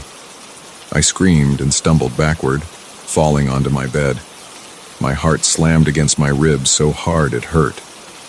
When I managed to get back to the window, it was gone. 11:17 p.m. But I had seen more details this time. The figure was unnaturally tall, at least 7 feet. Its limbs were too long, joints bent at slight angles that human joints don't bend. The head was hairless and smooth like an egg. Where its face should have been, there was just flat, featureless skin. I'm writing this now from my car, parked outside a 24-hour diner 20 miles from my house. I don't know what to do. I can't go back there. But I can't just abandon my house either. I have a mortgage. All my possessions are there. My life is there. It's 10:45 p.m. now. In 30 minutes, that thing will appear again. Will it be inside my house this time? What happens at 11:17? What does it want? My phone battery is at 20%. I need to preserve it in case of emergency. I'll update this tomorrow if I can, if there is a tomorrow for me. Update, Thursday morning. I'm still alive. I didn't go home last night. I dozed fitfully in my car, parked in the diner lot with all the doors locked. Around 3 a.m., one of the waitresses knocked on my window and asked if I was okay.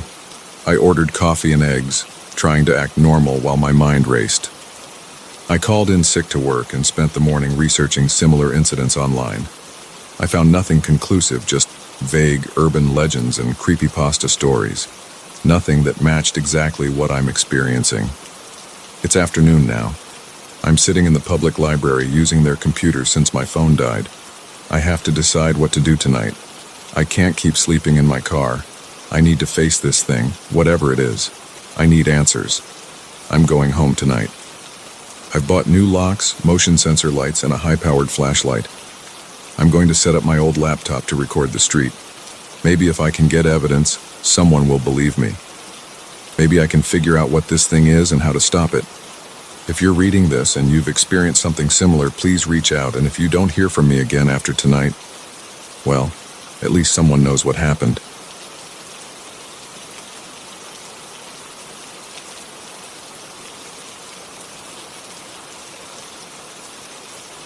The buzzing fluorescent lights of the Walmart parking lot cast an ugly glow over empty spaces at 11:47 p.m. I was loading groceries into my trunk when I heard it, a car horn blaring non-stop somewhere in the darkness. The sound cut through the quiet night like a drill through concrete. I slammed my trunk shut and looked around, trying to locate the source. That's when I saw it. About 8 spaces down, a black sedan sat empty, its headlights flashing rhythmically. The horn kept blaring. No one was inside. I stood there for a moment, shopping cart still in hand, wondering if I should do something. The sound was giving me a headache. Maybe someone's car alarm was malfunctioning.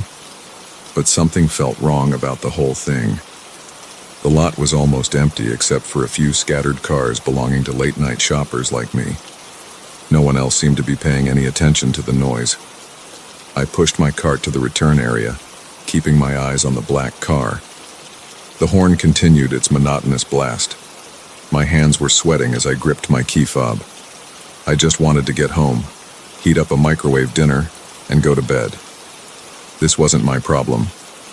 I got into my car, a blue Honda Civic, and started the engine. The black sedan's lights kept flashing, horn still blaring. As I pulled out of my space, I noticed something odd in my rearview mirror. The flashing had stopped. The lot behind me was dark and quiet again. The drive home usually took about 25 minutes this time of night. I lived in a small development on the outskirts of town, where the streetlights ended and the woods began. The roads were empty except for the occasional semi-truck.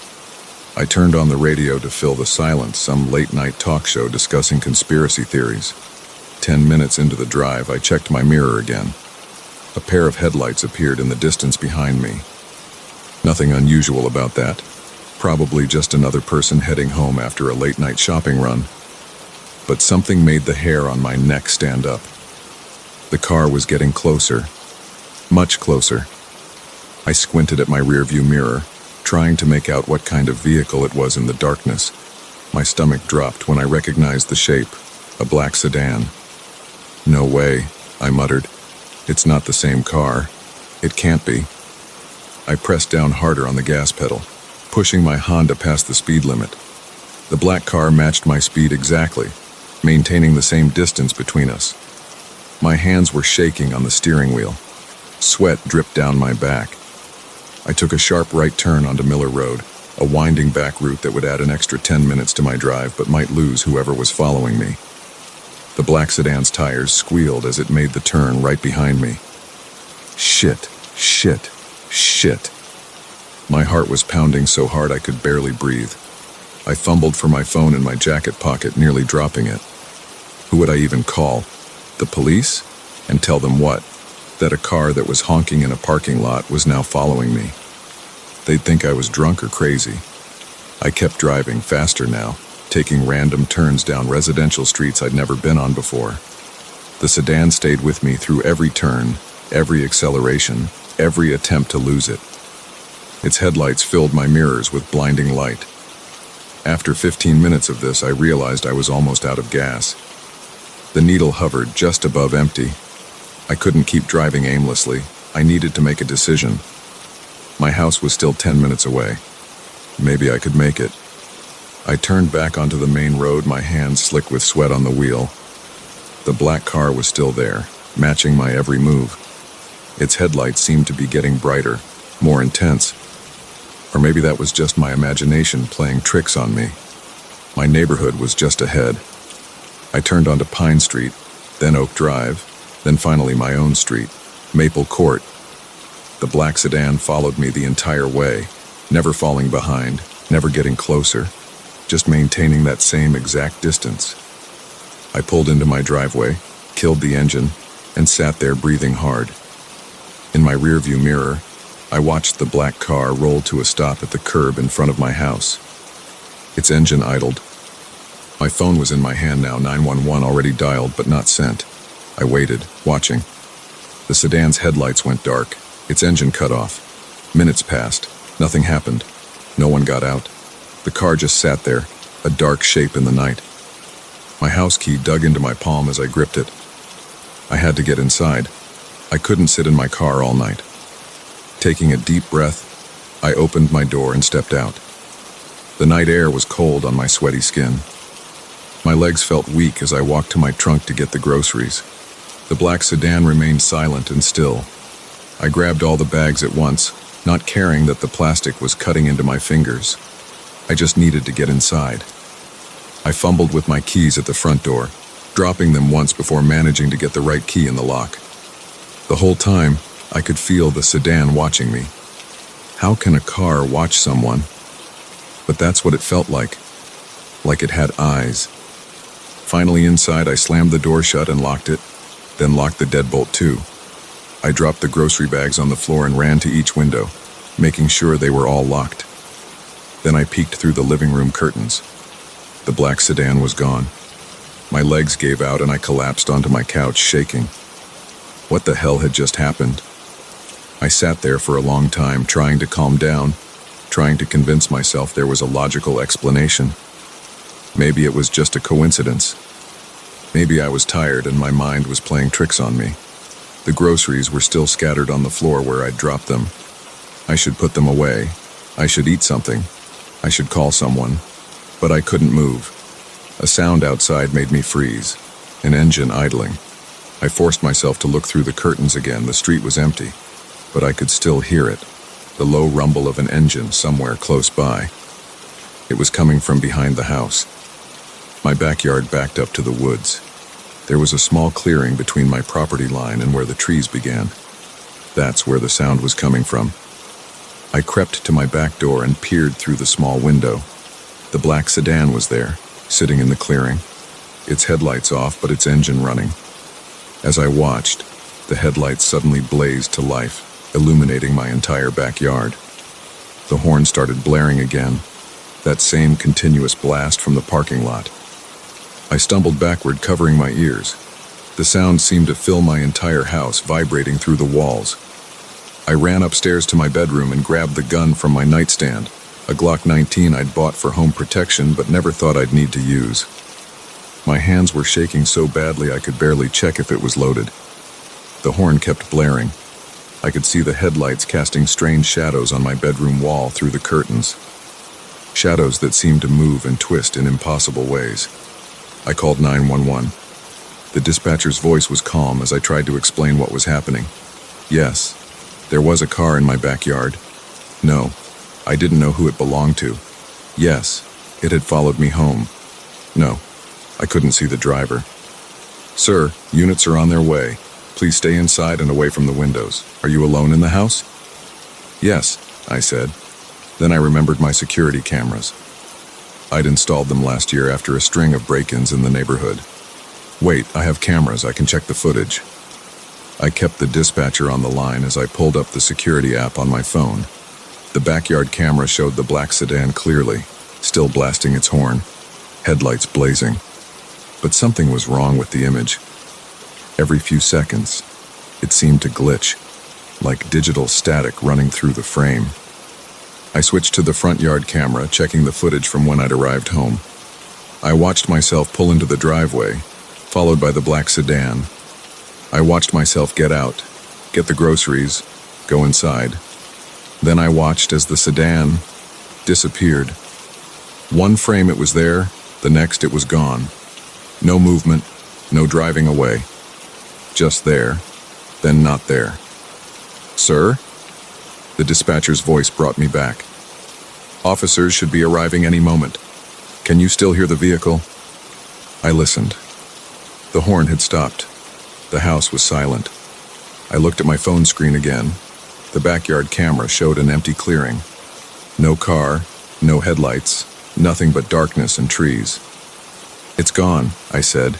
It just vanished again. 5 minutes later, 2 police cars pulled up in front of my house, lights flashing but sirens off. The officers searched the property thoroughly. They found tire tracks in the clearing behind my house, but nothing else. They took my statement, checked my security footage, and told me they'd increase patrols in the area. Probably just some kids playing pranks, one officer said, but call us if it happens again. They left around 2 a.m. I sat in my living room until sunrise, gun on the coffee table, jumping at every sound. The groceries stayed on the floor, forgotten. When morning came, I called in sick to work. I couldn't sleep. I kept checking the security cameras every few minutes, expecting to see the black sedan return, but it never did. I spent the day researching similar incidents online, looking for any pattern or explanation. I found nothing concrete, just vague stories on paranormal forums and Reddit threads about phantom vehicles and ghostly pursuers. Nothing that helped make sense of what had happened. That night, I ordered delivery instead of going shopping. I couldn't face another parking lot after dark. Not yet. The next day at work, I tried to convince myself it had all been some kind of strange hallucination brought on by stress and lack of sleep. But I knew what I'd seen, what I'd heard, what I'd felt. A week passed. Then 2. No sign of the black sedan. My nerves slowly began to settle. I started shopping during daylight hours only. I varied my routes home. I installed more security cameras and motion sensor lights around my property. But sometimes, late at night, I still hear it. The faint sound of a car horn in the distance. A continuous blast that goes on. And when I check my rearview mirror while driving home, I find myself holding my breath, watching for headlights behind me. I know it's still out there somewhere, waiting, watching, and someday, probably when I least expect it, I'll hear that horn again. I'll see those headlights in my mirror, and this time maybe I'll find out what it wants. But for now, I keep my gun loaded, my doors locked, and my security cameras running. And I never, ever go shopping at night anymore. Last week I saw a black sedan for sale in my neighbor's driveway. Same make and model as the one that followed me. I know it's not the same car. It can't be. But I've started taking the long way around the block to avoid driving past it, just in case. Because the thing that scares me most isn't the memory of that night. It's not the horn or the headlights or the impossible disappearances. What terrifies me is the question that keeps me awake at night, the one I can't stop thinking about. What if it finds me again? And what if next time it doesn't just follow me home? I keep telling myself I'm being paranoid, that it was just a random incident, a bizarre coincidence, maybe even a vivid dream. But deep down, I know better. Because every time I close my eyes, I see those headlights in my mirror. Every time I step outside at night, I listen for that horn. And sometimes, when I'm driving home late from work because I had to stay for an emergency meeting, I catch myself checking the rearview mirror more often than usual, looking for a familiar shape in the darkness behind me, waiting for the flash of headlights that I know, somehow, will come again. The police never found any explanation. The security camera footage showed nothing useful, just digital glitches and impossibilities. My neighbors sold their black sedan last month, but I still take the long way around the block. Some nights I sit in my living room with all the lights off, watching the street through a gap in the curtains. I tell myself I'm being ridiculous, that I need therapy, or medication, or both, that I'm letting one strange incident control my entire life. But then I'll hear a car engine idling somewhere nearby, or catch a glimpse of headlights sweeping across my wall, and my heart will start racing all over again. Because now I know something I didn't know before that night. Sometimes the things that follow us home aren't human. Sometimes they're not even alive in any way we understand. And sometimes they're just waiting for the right moment to finish what they started. So I keep watching, and waiting, and wondering. And every time I hear a car horn in the distance, every time I see headlights in my mirror, I hold my breath and count to 10. Because maybe this time it's just a normal car, with a normal driver, going about their normal business. Or maybe, just maybe, it's my black sedan coming back to find me. And next time I don't think it's going to just sit in my backyard and honk its horn. Next time, I think it's going to want something more.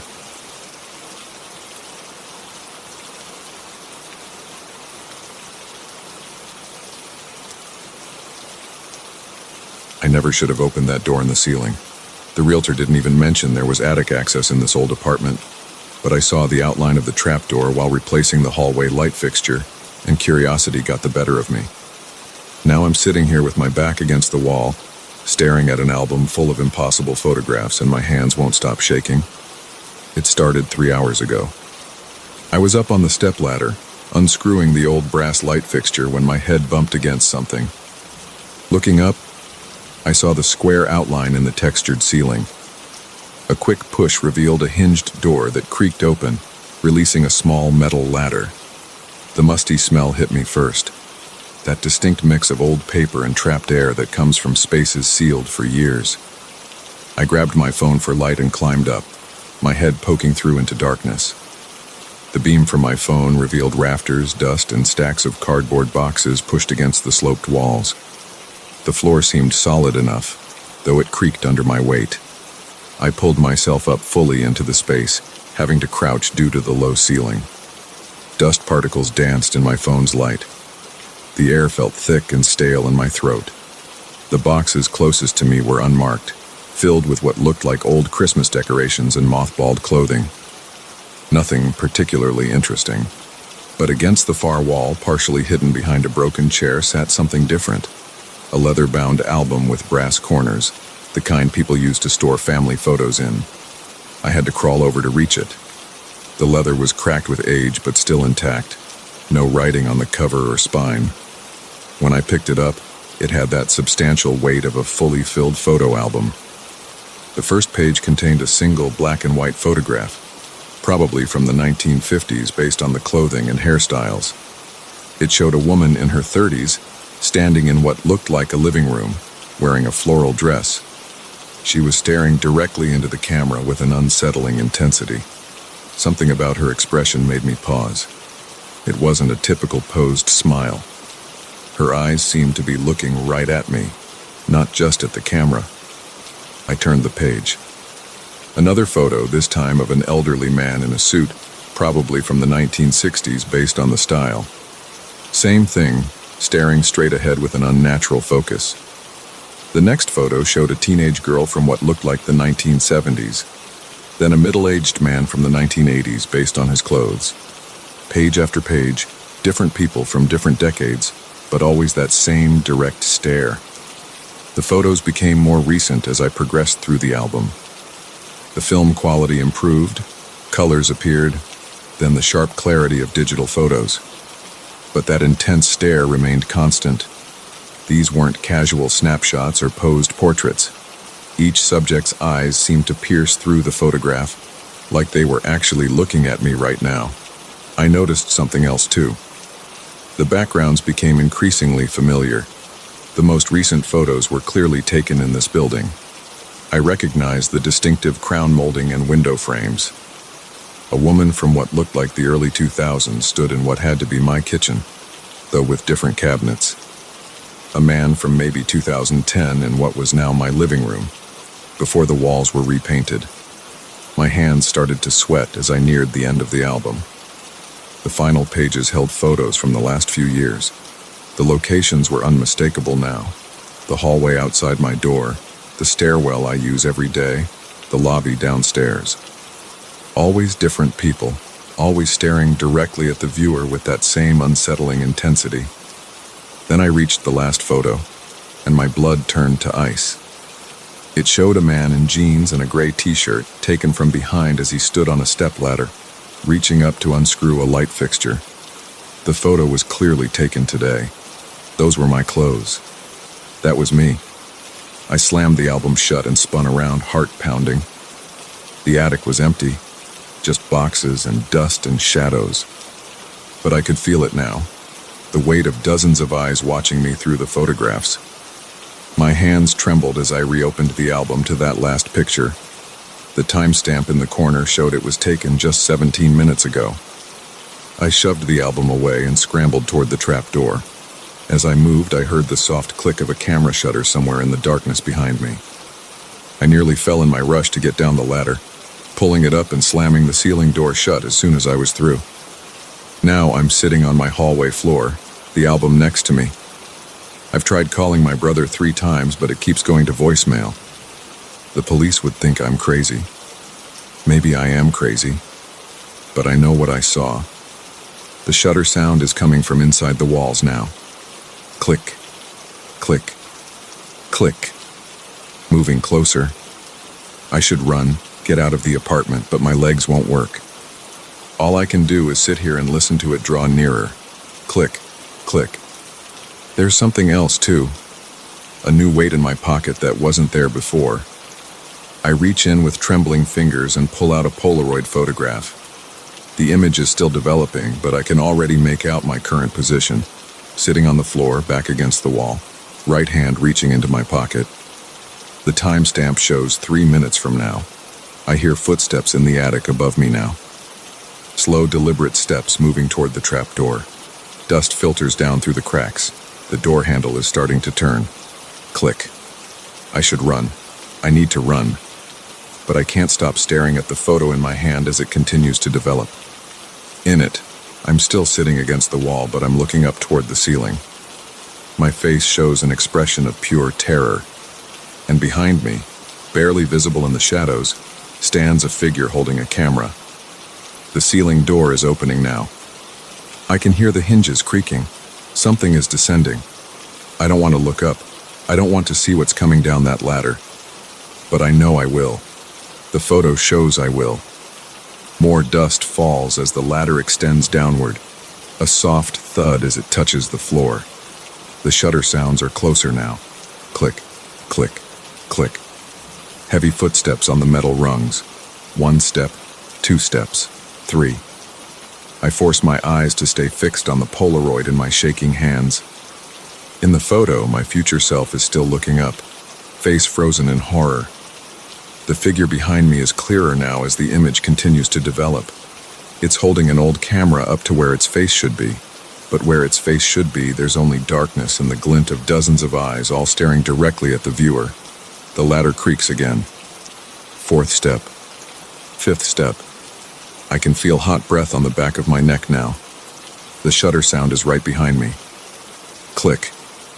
In the Polaroid, my expression changes to something beyond terror, beyond sanity. And now I know why. Because I can see it in perfect clarity. The dark figure standing over me, lowering its camera. Where its face should be, there's an impossible sight. A spiraling void filled with countless eyes. The eyes from all the photos in the album, gathered together, staring out from the darkness, staring directly at me. And they're hungry. The breath on my neck grows warmer. A hand touches my shoulder. The shutter sound comes one final time. Click, I look up.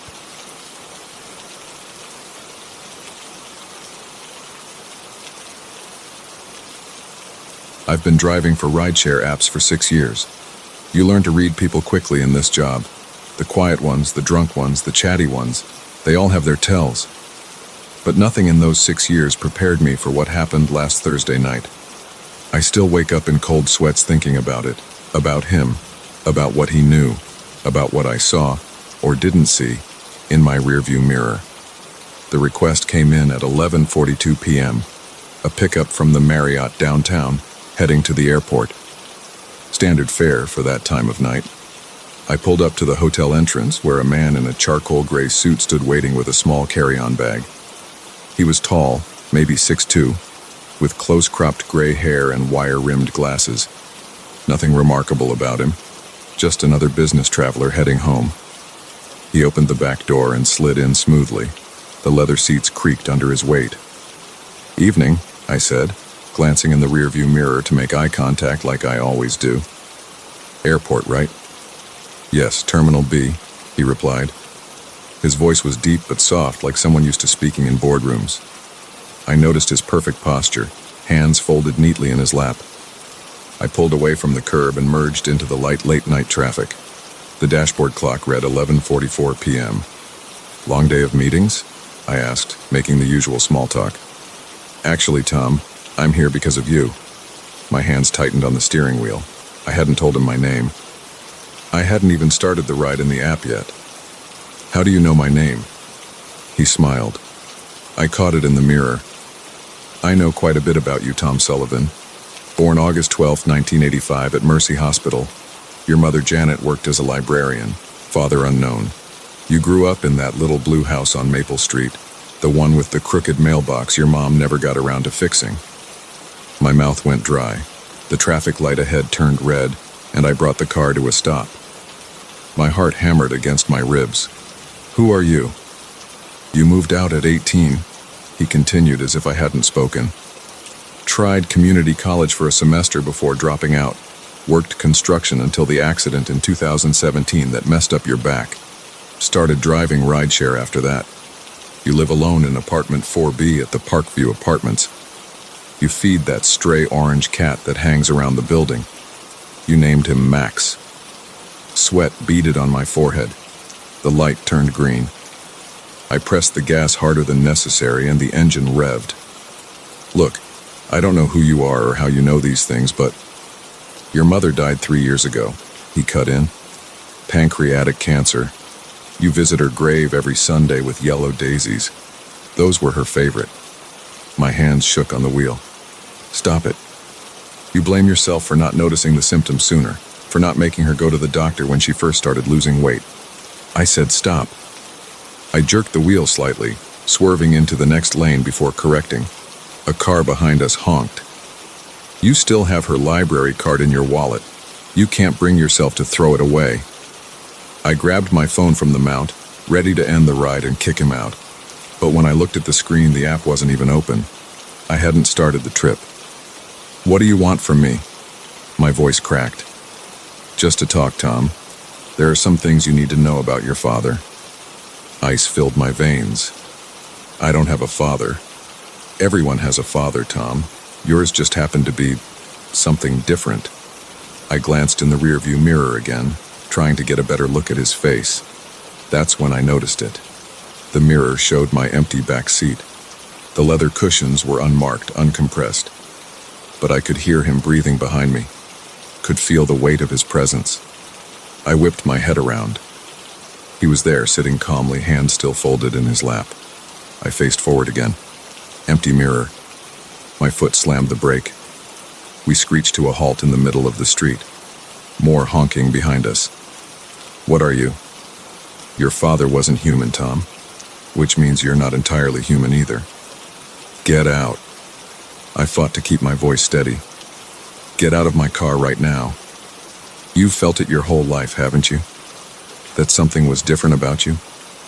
The way you can sense people's emotions, the way animals are drawn to you, the strange dreams. I unbuckled my seatbelt and turned fully around to face him. I said, get. The back seat was empty. Looking for me? His voice came from beside me now. He sat in the passenger seat, straightening his tie. I scrambled for the door handle, but my fingers wouldn't close around it. My whole body felt heavy, like I was moving through mud. Your abilities are starting to manifest, Tom. That's why I'm here, to help you understand what's happening, what you're becoming. This isn't real, I mumbled. I'm tired. I'm hallucinating. You know that's not true. You've always known you were different. Remember the incident at your mother's funeral, when all the flowers wilted at once? That was you, your grief affecting the living things around you. It's in your blood. The heaviness spread through my limbs. My vision blurred at the edges. Your father was a being of considerable power. He broke our laws by coupling with a human, by fathering you. But now that your mother is gone, there's no reason to hide what you are anymore. What? My tongue felt thick. What am I? He placed his hand on my shoulder. His touch burned cold through my shirt. You're a changeling, Tom. A hybrid. Half human, half something else. And it's time for you to choose which world you want to belong to. The world spun. Colors ran together like wet paint. His voice seemed to come from far away. Sleep now. When you wake up, you'll be ready to begin your training, to learn what you really are. The last thing I saw before consciousness slipped away was his reflection finally appearing in the rearview mirror. But it wasn't a man I saw reflected there.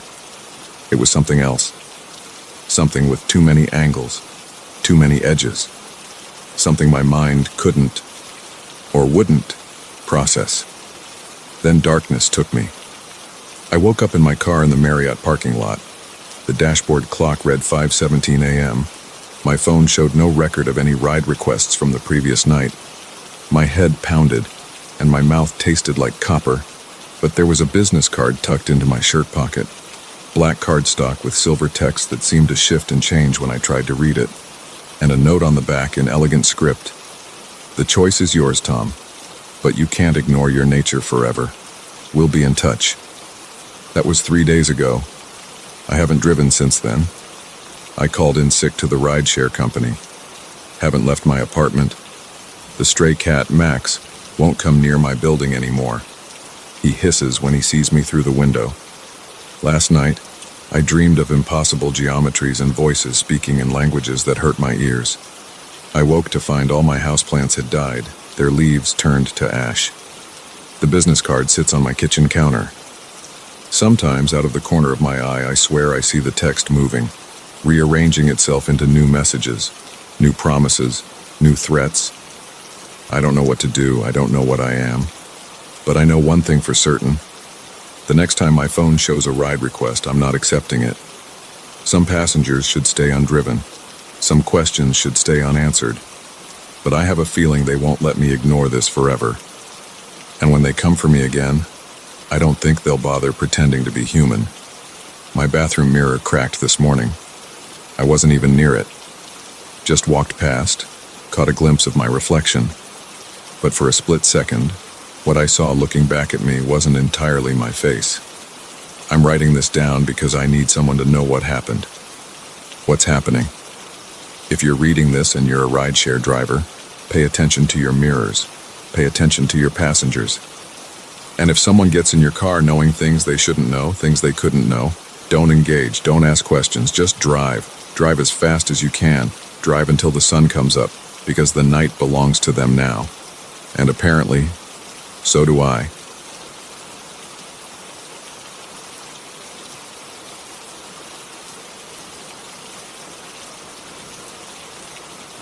I should have just left that laptop where I found it, but I didn't. Now I can't sleep, can't eat, can't close my eyes without seeing those images. I keep the lights on 24/7, and I've covered every window in my house. Not that it matters. The photos showed he was already inside. It started 3 weeks ago at Murphy's Coffee on 7th Street. I was there like every other Tuesday morning, sipping my usual dark roast, when I noticed the black laptop sitting abandoned at the corner table. It sat there for over an hour. Nobody came to claim it. I asked Sarah, the barista who knows my order by heart, if anyone had reported a missing laptop. She shrugged and said it had been there since her shift started at 6 a.m. By closing time at 2 p.m., it was still there. Sarah was about to put it in the lost and found box. "I'll take it," I said. "Maybe I can find the owner." I work in IT, so I figured I could dig through the files and find some contact information. Plus, I had a spare charger at home that would fit it. Sarah seemed relieved. One less thing for her to deal with. The laptop was a basic Dell model, maybe 3 years old. No stickers or identifying marks. Just some scratches on the lid and worn keys that showed heavy use. I took it home, plugged it in, and waited for it to charge. That night, after microwaving a frozen burrito for dinner, I sat down at my kitchen table and opened the laptop. It powered on immediately, no password required. The desktop was completely empty except for one folder labeled Home. My first red flag should have been that file name, but curiosity got the better of me. I double-clicked. Inside were hundreds of image files, all numbered sequentially. I opened the first one. My coffee mug slipped from my hand and shattered on the floor. The photo showed my living room, my couch, my TV, my collection of sci-fi novels on the shelf. The image was dark, taken at night, but I could make out every detail. Someone had been inside my house. My hands shook as I opened the next file. My kitchen, shot from the doorway. The dirty dishes I'd left in the sink that morning were clearly visible. Next image. My bedroom, photographed from the corner by my closet. The unmade bed. The laundry basket overflowing with clothes. Image after image showed different angles of my house. All taken within the last week, based on details I could recognize. The half-empty takeout containers in my fridge. The pile of mail on my counter. The jacket I'd thrown over my chair 2 days ago. I slammed the laptop shut and ran through my house, checking every door and window. All locked. No signs of forced entry. I grabbed a kitchen knife and searched every room, every closet, under every bed. Nothing. Back at my kitchen table, I forced myself to look through more photos. Most were from the past week, but as I went deeper into the folder, I found older ones. Months older, years older, all taken inside my house, all showing my daily life in stark detail. In some, I could see myself, sleeping, eating, working at my computer, always unaware of the camera. But the most terrifying images were the ones where I could make out a dark figure in the background, standing in doorways, crouching in corners, watching me.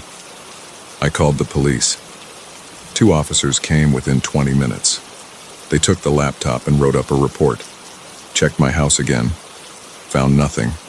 They said they'd investigate, but I could tell they weren't taking it seriously. Just another paranoid civilian with an overactive imagination. That night, I couldn't sleep. I sat in my living room with every light on, the kitchen knife close at hand. Every creak of the house made me jump. Every shadow looked like a figure lurking in wait. The next morning, I bought new locks for every door and window, installed a security system, set up motion sensor cameras, changed my daily routine. started sleeping at different times, in different rooms, but it didn't matter. 3 days later, I got an email from an address I didn't recognize. The subject line was home. Inside were new photos, me installing the locks, me setting up the cameras, me sleeping on my couch the night before, knife in hand. I moved to a hotel. The photos kept coming. Me checking in at the front desk, me in my room. Always from angles that seemed impossible, from inside walls, from above the ceiling, from places no camera could be hidden. I stopped going to work, stopped answering my phone, spent days researching everyone who'd lived in my house before me, everyone who might have access, found nothing suspicious. The email attachments continued, daily life captured in brutal detail. And in each set of photos, that dark figure appeared more clearly, closer, more distinct. Sometimes right behind me, close enough to touch. Yesterday, I got the worst email yet. Just one photo, taken in my hotel bathroom. I was brushing my teeth, looking in the mirror, and there, reflected clearly behind me, stood a tall figure in black. But when I spun around, the bathroom was empty. I'm writing this now from another hotel, in another city. I haven't slept in 72 hours. The laptop is gone, but the photos keep coming. Every few hours, my phone chimes with a new email. I don't open them anymore, but the subject lines tell me enough. Still watching. Always here. Can't hide. The police say they're working on it. They traced the laptop. It belonged to a man who died 3 years ago. Heart attack in his sleep. He lived in my house before me. They're investigating his connections, his history, but they won't find anything. I know they won't. Because I finally remembered something. A detail so small I'd forgotten it until now. 3 years ago, when I first toured the house before buying it, the real estate agent mentioned the previous owner had died there. She said his body wasn't found for days. When they finally discovered him, he was sitting at his desk, laptop open. The coroner said he died of natural causes, but his face was frozen in an expression of absolute terror. And his computer? It was completely wiped clean, except for one empty folder labeled home. I'm checking out of this hotel tomorrow, going somewhere else. Not that it matters. The photos will follow me. They always do. And sooner or later, that figure in black will step out of the shadows and into the light. But maybe that's what it wants. Maybe that's what all of this has been building toward. An audience, a witness, someone to see it, finally, after all these years of watching. So I'm leaving this laptop open tonight. Camera pointed at my bed. If you're reading this, it means someone found it, like I found that other laptop in the coffee shop. And if you open that camera folder, the one labeled home that just appeared on the desktop, you'll see what happened to me. Just remember, once you look, you can't stop looking. And once it knows you're watching, it will never stop watching back. The sun is setting now. The shadows in my room are growing longer. And in the corner of my eye, I can see something moving, something dark, getting closer. I won't turn around, won't give it the satisfaction. Instead, I'm going to hit save and close this file. Then I'll leave this laptop somewhere public, a coffee shop maybe, and whoever finds it, well, you'll see for yourself. Just know that if you're reading this, it's already too late. Check your email, look behind you, and whatever you do, don't open that folder labeled home. Not that it matters, you will anyway, we all do. The figure is right behind me now, I can feel its cold breath on my neck. Time to go. Good luck.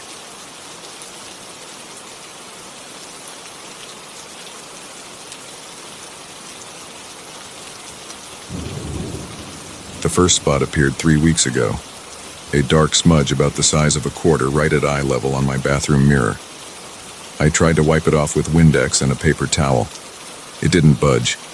I scraped at it with my fingernail. Nothing. I even tried bleach. The spot stayed exactly where it was, a perfect black circle that somehow seemed to sit beneath the surface of the glass. 2 days later, I noticed another spot, smaller this time, near the bottom corner. By the end of the week, there were 5 of them scattered across the mirror. I bought a new mirror from Home Depot. The spots appeared on that one too, in exactly the same places, within hours of hanging it up. That's when I started filming. I'm not some paranormal investigator or ghost hunter. I'm an accountant. I deal with numbers, spreadsheets, and tax forms. My name is David Chen. I'm 34 years old, and until last month, the strangest thing that ever happened to me was finding a dollar bill in a washing machine. But here I am at 3 a.m., sitting on my closed toilet lid with a smartphone pointed at my bathroom mirror, watching shadows move where they shouldn't be. The first night I filmed, nothing happened. The second night too. On the third night, at exactly 2:47 a.m., I saw it. A darkness that moved like liquid behind the glass, flowing between the spots like black water through invisible tubes. I dropped my phone. When I picked it up and looked again, everything was normal. But I checked the video later. It was there, clear as day. Something moving inside my mirror. I should have moved out then. Should have packed my bags and found a new apartment. But I had just signed a 2-year lease, and more importantly, I needed to know what was happening. So I kept filming. Every night I sat there in the dark, watching and waiting. The movements started getting more frequent, more deliberate. The shadows would gather around the spots, swirling and churning like storm clouds in miniature. Sometimes they formed shapes that almost looked like faces, but would dissolve before I could be sure. The spots grew larger, spreading outward like ink stains on paper. Last night, I heard it breathe. I was sitting in my usual spot, phone in hand, when a sound like someone slowly letting out air through their teeth came from the mirror. My arms broke out in goosebumps. The hair on the back of my neck stood up. The bathroom suddenly felt 10 degrees colder. The shadows were moving again, but different this time. They gathered in the center of the mirror, coalescing into a mass about the size of a basketball. As I watched, frozen in place, the mass began to bulge outward. The surface of the mirror stretched like plastic wrap, forming a bubble that pushed further and further into my bathroom. My hands shook so bad I could barely hold the phone. Sweat ran down my back. My heart pounded so hard I could feel it in my throat. But I kept filming. The bubble grew until it was about 6 inches out from the mirror's surface. Then it started to take shape. A head, shoulders, arms, a torso. All black as pitch, like a 3-dimensional shadow pushing through from somewhere else. I wanted to run, my legs tensed, ready to bolt. But something kept me there. Fear, maybe, or curiosity, or both. The figure's head turned toward me. Where its face should have been, there was only darkness. But I knew it was looking at me. I could feel its attention like a physical weight on my skin. Then it spoke. The sound was like gravel being crushed, like static on an old radio, like 1,000 whispers layered on top of each other. Finally, it said. Someone who sees. I dropped the phone again. This time when I picked it up, the figure was gone. The spots were gone too. The mirror looked completely normal, but I knew it wasn't over. The next day, I called in sick to work. I spent hours researching mirrors, hauntings, shadow creatures. I found nothing that matched what I had seen. I tried showing the video to my best friend Mike, but every time I played it back, all you could see was an empty bathroom. The footage showed nothing unusual at all. That night I set up 3 cameras instead of just one. My phone, my laptop's webcam, and an old digital camera I found in my closet. I positioned them at different angles, making sure the entire mirror was covered. The spots reappeared as soon as the sun set. They were bigger now, some of them the size of my fist. The shadows started moving earlier too, around midnight instead of waiting until the early morning hours. I sat on the toilet lid, watching all 3 screens. My hands were steady now. The fear was still there, but it had changed into something else. A kind of desperate determination. I needed answers. At 1:23 a.m., the shadows gathered again. The figure emerged faster this time, pushing through the mirror like it was walking through a curtain of water. In the harsh light of my bathroom, I could see details I had missed before. Its surface wasn't just black. It rippled and shifted like oil in sunlight. Where its feet touched the floor, small shadows spread out like ink drops in water. "Who are you?" I asked. My voice came out stronger than I expected. The figure tilted its head. "Wrong question," it said in that impossible voice. "Ask what we are." "We?" It raised an arm, pointing at the mirror behind it. The glass had turned completely black. As I watched, more figures began pushing through. 2, 5, 10. Soon my small bathroom was crowded with shadow beings, all identical, all facing me. My breath came in short gasps. Sweat soaked through my t-shirt. The temperature had dropped so low I could see my breath forming clouds in the air. The first figure spoke again. "We have waited so long, watched through every mirror, looking for someone who could see us, and now you have. What do you want?" "To cross over completely, permanently." It took a step toward me. "We need an anchor, a connection to this side. You can provide that." I stood up, backing away until I hit the wall. "How?" "Simple. Trade places with one of us. Just for a moment. Just long enough for the door to open fully. And then what? Then we bring the others through. All of them. From every mirror. Everywhere." My hand found the doorknob behind me. "And what happens to me?" The figure's surface rippled. "You stay on our side. A fair trade." I turned the knob. "No. We weren't asking permission." They moved as one, surging toward me. I yanked the door open and ran. Behind me, I heard that grinding, whispering voice. "You can't run forever. We're in every mirror now. Every reflection. Watching. Waiting. We'll find you again." I slammed my apartment door and drove to a hotel. But when I looked in the rearview mirror, I saw spots beginning to form. That was yesterday. I'm writing this now from my car, parked at a rest stop off I-80. I've covered every reflective surface with duct tape. My phone stays face down. I haven't looked in a mirror since I ran. But I know they're still there, waiting. I can feel them watching, even now. The spots are spreading. I see them in puddles on the ground, in store windows, in the chrome of passing cars. They're getting bigger, more numerous. Sometimes out of the corner of my eye I catch glimpses of movement in reflective surfaces, dark shapes shifting and flowing. I don't know how long I can keep running. There are mirrors everywhere, reflections everywhere, and they're patient. So patient. I'm posting this as a warning. If you see spots on your mirror that won't go away, don't investigate. Don't film them. Don't watch them. Just run. But most importantly, don't look too closely at any mirrors for a while. You might start to see them too, and once you do, they'll never stop watching. I have to go now. The sun is setting, and I swear I just saw something move in my side mirror. If anyone reads this and knows how to help, please reach out. But don't expect a quick response. I'll be busy covering mirrors and running, always running.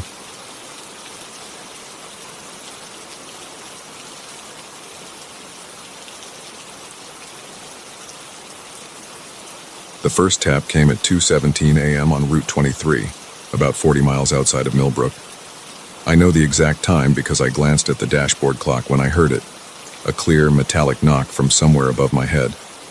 I gripped the steering wheel harder and pressed the gas pedal, pushing my old Camry faster through the darkness. But I already knew it wouldn't help. The note I'd found earlier that day kept repeating in my mind. "I'm here. Let me back up 12 hours. I'd taken my car to Pete's auto shop that morning for its annual inspection. Nothing special, just routine maintenance I'd been putting off for weeks. The place was exactly what you'd expect. Concrete floor stained with oil, tools everywhere, calendar with muscle cars on the wall. Pete himself was under another car when I walked in, just his legs sticking out. "Be right with you, sir," he called out, his voice muffled. I stood there breathing in the sharp smell of motor oil and rubber, checking messages on my phone while I waited. 5 minutes later, Pete rolled out from under the car, wiping his hands on a red shop rag. "What can I do for you today?" I handed him my keys. "Just need the annual inspection, and maybe check the brakes. They've been squeaking a bit. Sure thing. Should take about 3 hours. Want to wait or need a ride somewhere? I'll grab an Uber to work. Call me when it's done. He nodded, already popping my hood to take a look. The call came at 1:30 p.m. Mr. Davidson, your car's ready. Found a few minor issues. Serpentine belts getting worn. Brake pads needed replacing. Oh, and you might want to clean out your glove compartment. Found some old receipts and stuff scattered in there when I was checking your registration. That last part made me pause. I never keep anything in the glove compartment. Well, there was definitely some paper in there. Anyway, total comes to $247, $50 whenever you're ready to pick it up. I took another Uber to the shop after work. Pete was closing up when I arrived, but he'd left my keys at the front desk. I paid, got in my car, and immediately opened the glove compartment. There was a single piece of paper inside, not a receipt, just a plain white square torn from a notebook with 3 words written in black ink. I'm here. I stared at it for a full minute. The handwriting wasn't mine. It wasn't my wife Sarah's either. She'd left 6 months ago anyway, taking everything that was hers. I crushed the paper in my fist and threw it in the trash can by Pete's office. Probably just some kid messing around while their parents got their car fixed. I drove home, ate a microwave dinner, watched some TV, and went to bed. Nothing unusual, but I couldn't sleep. The note kept nagging at me. At 1:45 a.m., I got up and went to the garage. I told myself I was being paranoid, but I had to check. I turned on every light in the garage and inspected my car. Under the hood, in the trunk, under the seats, behind the sun visors. Nothing seemed out of place. I was about to go back inside when I noticed the glove compartment was slightly open. Inside was another piece of paper identical to the first. I'm here. My hands started shaking. I'd thrown away the first note. This was a new one. I got in the car and started driving, not sure where I was going. Just needed to move, to do something. The streets were empty at that hour. I turned onto Route 23 heading west, pushing 70 in a 55 zone. That's when I heard the first tap above my head. I jabbed the brakes, slowing to 45. My headlights cut through the darkness ahead, showing nothing but empty road and dense forest on both sides. The tap came again, louder this time, like someone knocking on the roof with their knuckles. My throat went dry. Sweat broke out on my forehead. I reached for my phone in the cup holder, but my hand was shaking so bad I dropped it on the floor. The tapping continued, moving from the roof to the passenger side window. I jerked the wheel, swerving onto the shoulder. The car fishtailed slightly before coming to a stop, kicking up gravel. I switched on the dome light and twisted around in my seat, looking in every direction. Nothing. Just empty seats and dark windows. The tapping stopped. I sat there, engine idling, listening to my own rapid breathing. A semi-truck roared past, making the whole car shake. Its taillights disappeared around a bend, leaving me alone again. I put the car in drive and pulled back onto the road. My hands were cold and clammy on the steering wheel. I kept checking the rearview mirror every few seconds, though I wasn't sure what I expected to see. The next sound wasn't a tap. It was a scrape, long and deliberate, like fingernails dragging across the roof.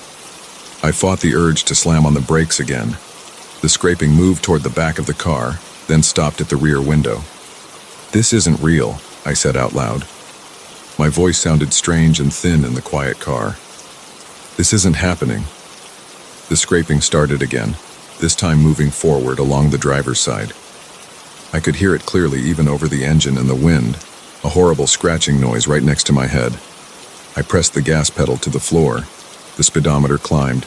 65, 75, 85. Something hit the driver's window hard enough to make me yell. I saw a flash of movement in my peripheral vision, but didn't dare turn to look. The tapping returned, faster now, like angry Morse code on the roof. A sign appeared in my headlights. Rest area 1 mile. I took the exit so fast the tires squealed. The rest area was empty except for 2 parked semis, their drivers presumably sleeping in their cabs. I screeched to a stop under a bright security light and jumped out of the car. The roof was covered in scratches, deep gouges in the paint that definitely hadn't been there before, crisscrossing the entire surface. But there was no sign of what had made them. My legs felt weak. I leaned against the car, trying to slow my breathing.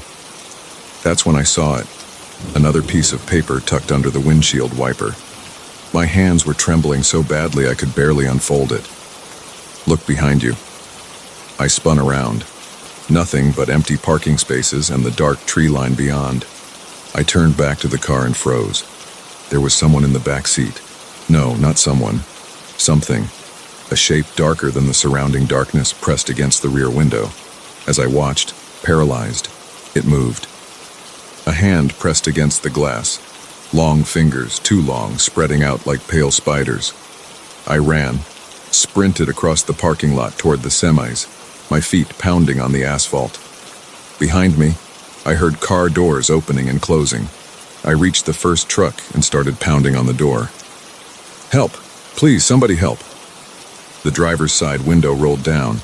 A heavy-set man with a gray beard peered out, looking annoyed. "What's your problem, buddy?" "There's something..." I turned to point at my car and stopped mid-sentence. The parking lot was empty. My Camry was gone. The truck driver was saying something else, but I wasn't listening. I walked slowly back to where I'd parked, my shoes crunching on loose gravel. There was no sign my car had ever been there. No tire marks, no dropped papers, nothing. I called the police. They arrived 20 minutes later and took my statement, but I could tell they didn't believe me. How could they? I barely believed it myself. They gave me a ride to the nearest town, a place called Miller's Creek, and dropped me at a 24-hour diner. I sat in a booth, drinking bad coffee and waiting for sunrise. At 6:47 a.m., my phone buzzed. A text from an unknown number. "Check the parking lot." My coffee cup clattered against the saucer as I set it down. I walked to the window on shaking legs. My Camry was parked right outside, looking exactly as it had yesterday morning when I picked it up from Pete's. No scratches on the roof. No signs of damage anywhere. I went out to the car. The door was unlocked. In the cup holder was my phone, the same one I was holding in my hand, somehow in two places at once. The glove compartment was open. Inside was a final note. "See you tomorrow." I left the car there, took a bus home, and called a tow truck to pick it up. They brought it to my house that afternoon. I haven't driven it since. It's sitting in my garage right now, covered with a tarp. Sometimes at night I hear tapping coming from under the cover. I don't look, I don't check, and I definitely don't open the glove compartment. But I know what I'll find if I do. Another note. Another promise. Because whatever got in my car that night isn't finished with me. It's still here. Waiting. I know this because every morning, no matter how many times I throw them away, there's a piece of paper on my kitchen counter. Always the same 3 words. I'm here.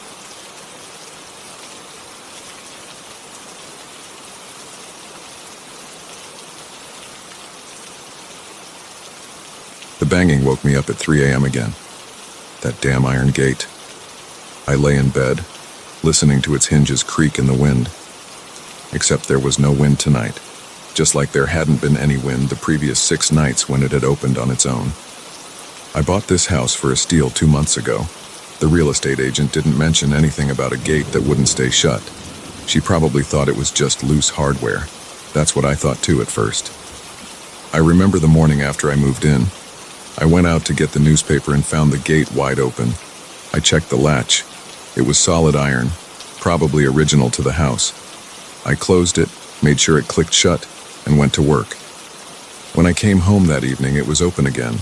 I figured kids in the neighborhood were messing around, so I added a padlock. The next morning, open. I replaced the padlock with a bigger one. Open. Added a chain. Open. Installed a security camera. The footage showed the gate swinging open at 3 a.m., but no one touching it. The infrared sensor didn't pick up any heat signatures either. Just the gate, swinging open like someone had pushed it, then staying that way until I closed it in the morning. Tonight was different. Tonight I wasn't going back to sleep. I'd been lying awake every night for the past week, listening to that metallic creak, too scared to look outside. but fear and lack of sleep had worn down my patience. I needed answers. I got out of bed, my bare feet silent on the hardwood floor. The house was cold, colder than it should have been with the heater running. My breath came out in white puffs as I crept down the hallway to my home office. The window there gave me a clear view of the front yard and the gate. The security light cast yellow circles on the dead grass. The gate stood closed, its black iron bars throwing long shadows across the yard. My hands gripped the windowsill as I waited. The digital clock on my desk read 2:57 a.m. At exactly 3 a.m., the temperature dropped another 10 degrees. I could feel it on my skin, like stepping into a walk-in freezer. The security light flickered once, twice. The gate's latch clicked. I pressed my face against the cold glass. The gate began to swing open, moving slowly and smoothly, like it was being pushed by an invisible hand. The hinges didn't make a sound this time. That's when I saw it. A dark figure standing just beyond the gate. It was tall, maybe 6.5 feet, and completely black, like a hole cut out of the night. It had a human shape, but something was wrong with its proportions. Its arms hung too low, nearly touching the ground. Its head sat too far forward on its shoulders. The figure reached out with one of those two long arms. Its hand wrapped around one of the gate's bars. I could see its fingers. There were too many of them, and they were too long, too thin. It pulled the gate open the rest of the way and stepped onto my property. My breath froze in my lungs. The figure walked up the path toward my front door. Its movements were smooth, almost gliding. Its feet didn't seem to touch the ground. As it passed under the security light, I saw that it wasn't just black. It absorbed the light around it, like a walking shadow. I should have run. I should have called the police. I should have done anything except stand there watching. But I couldn't move. My muscles had locked up, and my mind had gone blank with terror. The figure reached my front porch. It turned its head, slowly, mechanically, and looked directly at my window. I still couldn't see a face, just that absolute darkness. But I knew it saw me. I knew it had always known I was watching. It raised one of those wrong hands and pressed a finger against the window glass. The glass frosted over instantly, ice crystals spreading out from the point of contact. The cold hit me like a physical blow, and I finally managed to stumble backward. I ran. I ran to my bedroom, slammed the door, and wedged my desk chair under the handle. I could hear footsteps in the hallway, slow, deliberate steps that made the floorboards creak. They stopped outside my door. The temperature plummeted. Ice formed on the inside of my windows. The light bulb in my bedside lamp shattered. I huddled in the corner, wrapping my arms around myself, trying to stop shaking. Something scraped against my door, not knocking, but dragging those long fingers across the wood. The sound went on and on, getting lower and lower, until it was below the range of human hearing. I could feel it in my bones. The doorknob turned. The chair legs scraped against the floor as something pushed against the door. Wood splintered. The chair held, but I knew it wouldn't for long. I fumbled for my phone with numb fingers. Who would I even call? What would I say? Hello, police? There's a shadow person trying to break into my bedroom. They'd think I was crazy or drunk. The pressure on the door suddenly released. The footsteps moved away back down the hallway. I heard the front door open and close. Through my frosted window, I saw the figure walk back down the path, through the gate. It turned, closed the gate carefully behind it, and vanished. I didn't sleep that night, or the next night, or the night after that. I stayed at a hotel for a week, but I had to come back eventually. I couldn't afford to keep paying for rooms, and I couldn't sell the house. Who would buy it after I told them about the gate? So I started sleeping during the day and staying awake at night. I installed more security cameras, motion sensors, infrared detectors. I bought an electronic lock for the gate that required a fingerprint to open. None of it mattered. Every night at 3 a.m. the gate would open. The figure would walk up to my house, try my door, and leave. I started researching the house's history. The previous owner had died here. Heart attack, according to the official records. Before him, a family had lived here for 20 years without incident. Before them, Another family, also no problems reported. But when I dug deeper, I found something interesting. The original owner, the one who built the house in 1887, had been a judge. A hanging judge, they called him. He'd sentenced 27 men to death during his career. And according to local legend, he'd had a special routine. Every night at 3 a.m., he'd walk out to check his gate, making sure it was locked. He was paranoid about escaped convicts coming for revenge. They found him dead by that gate one morning. The official cause of death was a heart attack, but his face was frozen in an expression of terror. The gate was wide open. That was 3 months ago. I still live in the house. I still hear the gate open every night at 3 a.m. I still see the figure walk up to my door, try to get in and leave. I've gotten used to it in a way. It's just part of my routine now. Wake up at sunset, check the cameras, make coffee, wait for my visitor. Sometimes I think about trying to talk to it, to ask it what it wants. But then I remember those 2 long fingers on my window, that faceless head turning to look at me, and I stay quiet. The gate is closed right now. The sun is setting. In a few hours it will open again. The figure will come again. And I'll be watching, just like I watch every night, wondering if tonight will be the night it finds a way in. I've thought about removing the gate entirely, but something tells me that would only make things worse. The gate seems to be containing something, limiting it somehow. It can only come when the gate opens, and it always has to leave when it closes. If I took away that boundary, I don't want to think about what might happen. So I leave the gate up. I watch it open every night. I listen to those footsteps on my porch. And I wait, knowing that sooner or later, something will have to change. Either the figure will stop coming, or it will find a way in. Or maybe I'll finally work up the courage to face it. But until then, I sit in my office every night watching through my window. The security light flickers, the temperature drops, the latch clicks, and the gate swings open. Last night, something different happened. The figure came as usual, but instead of trying my door, it stood on the porch for a long time. Then it turned and looked at my window again.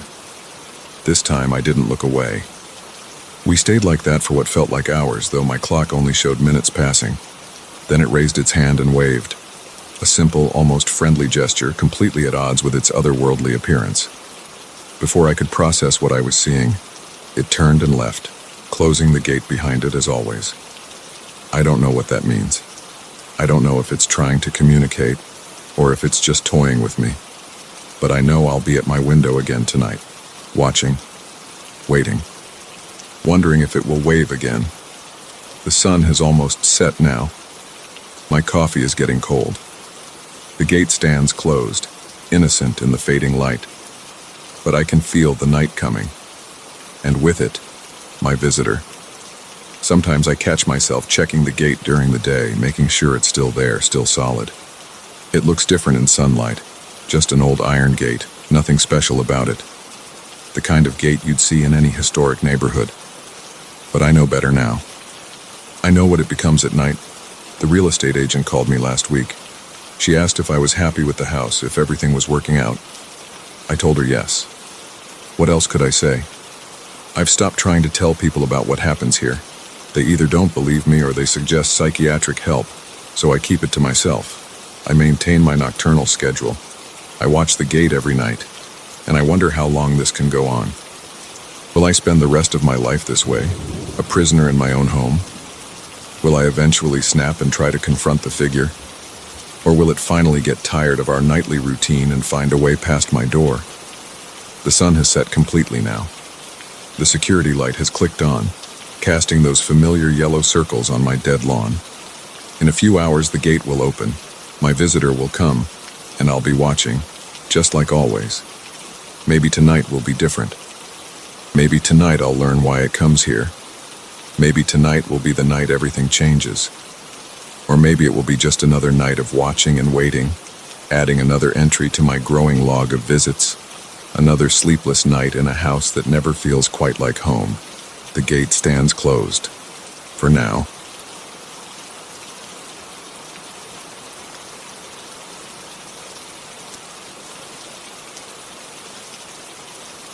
I don't usually work this late, but tonight was different.